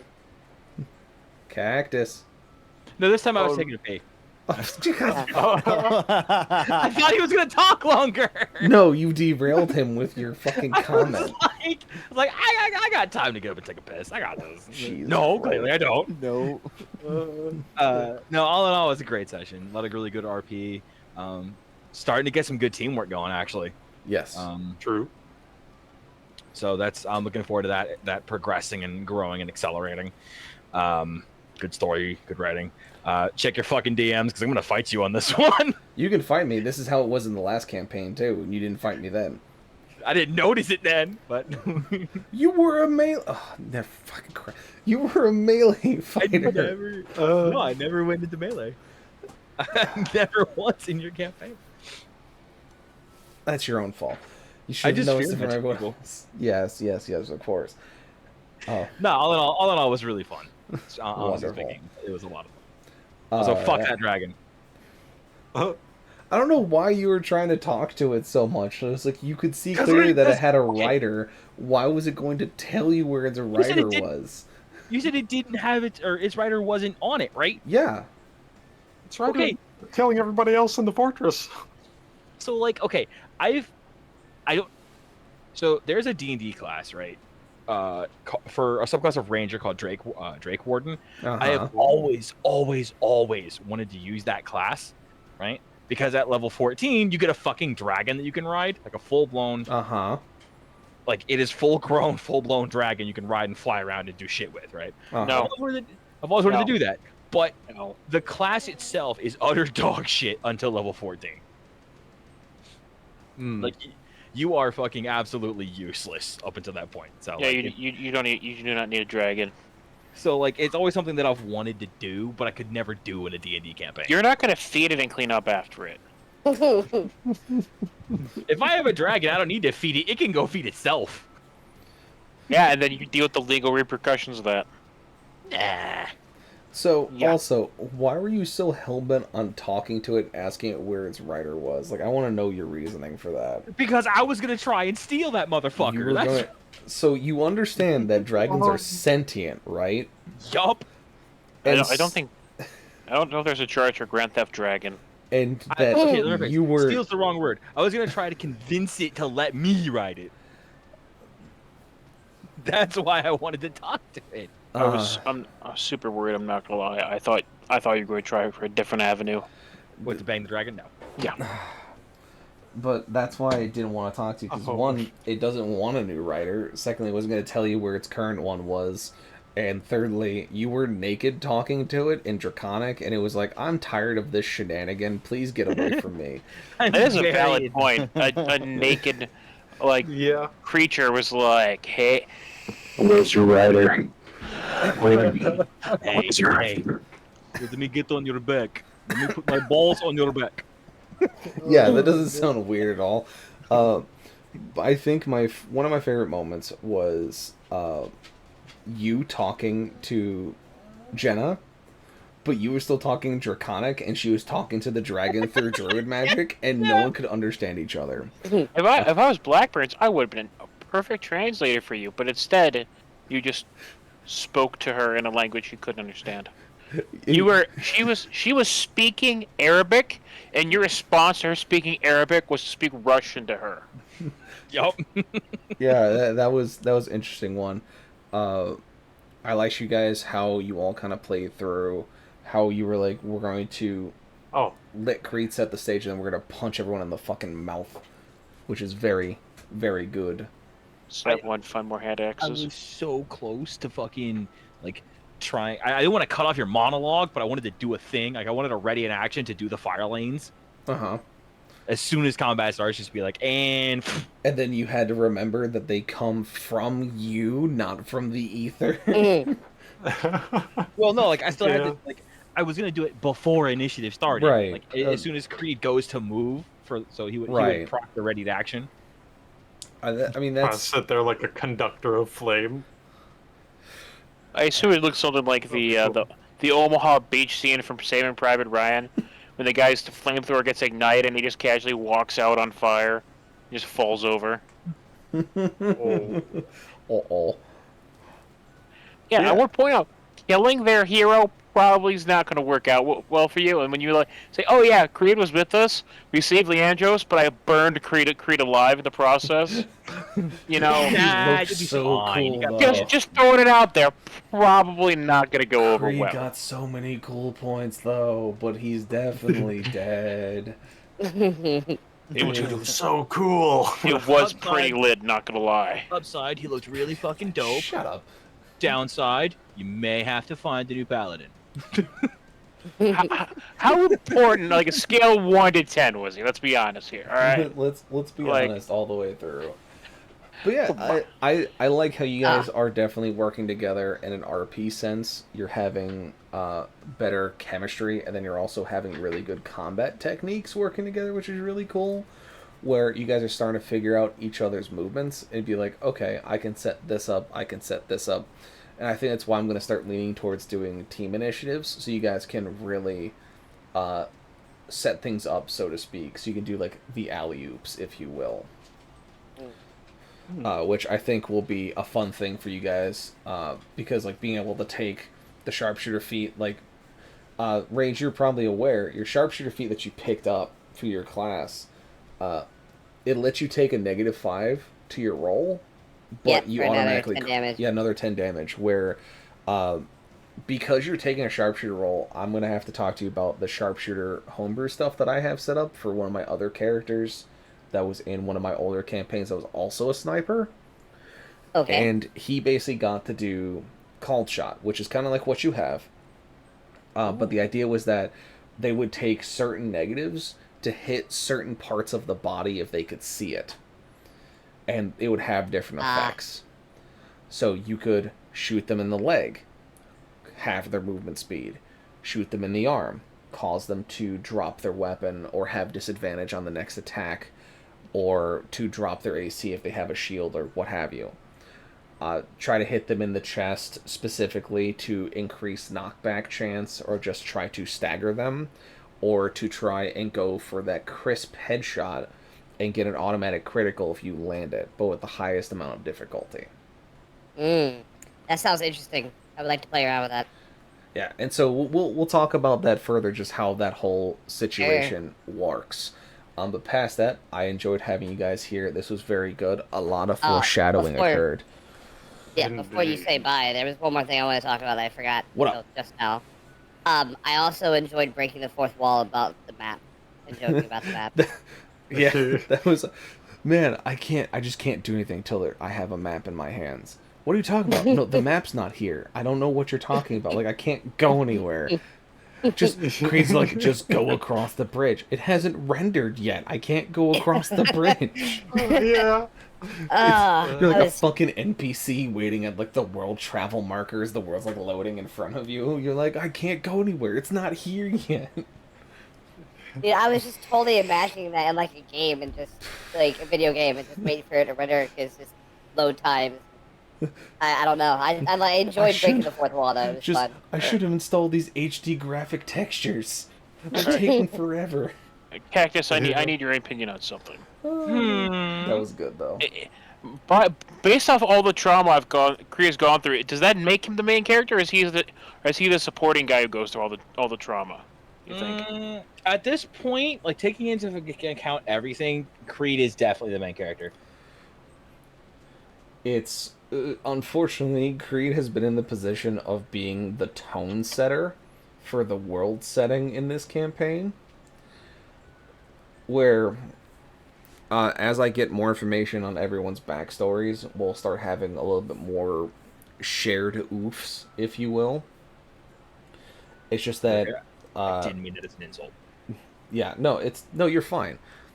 It's because Creed is just the tone setter. And so like I've been feeling really bad about putting Creed through all of this, but I'm like, the whole name of the game is Ashes. Like the whole tagline is wake up and smell the apocalypse. Man, I need to look up a song real quick. So it's one of those things, I'm trying to set the tone, which all of you now as characters and players now have the tone in place of like what you're dealing with on what scale. And so as I start getting more and more information from your backstories, they will be able to have moments where you guys are the ones working through something, or coming across something that is detrimental, and you're like, shit, we have to like work through this because. You want to know something super cursed? What? I'm just 2B.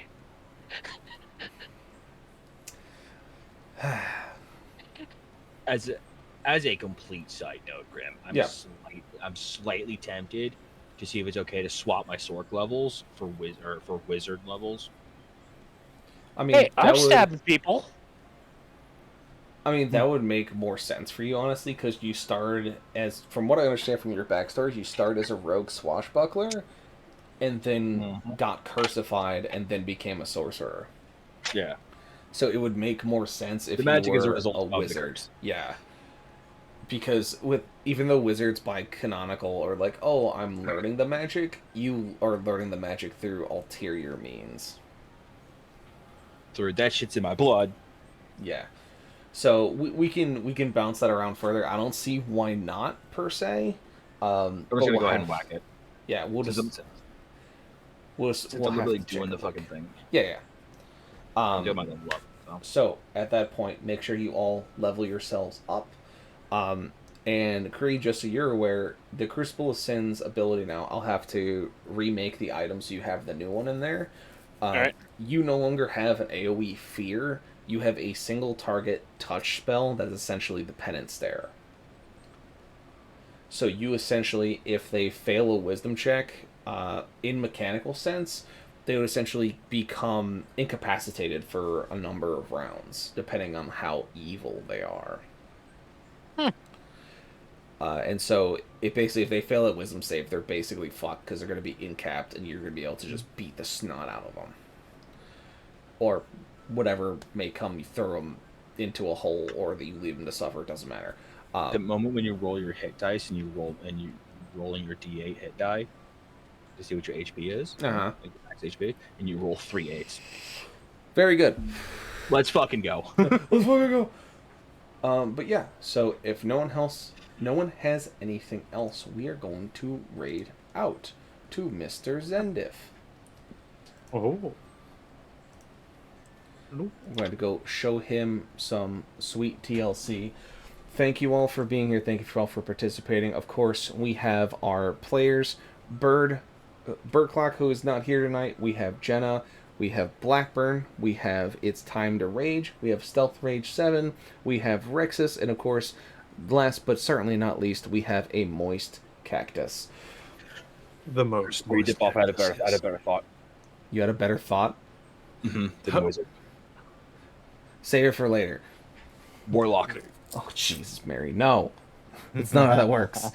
I literally can't use wizard. I don't have a high enough intelligence score. Oh, then go back to source. Go back to sorcerer, nerd.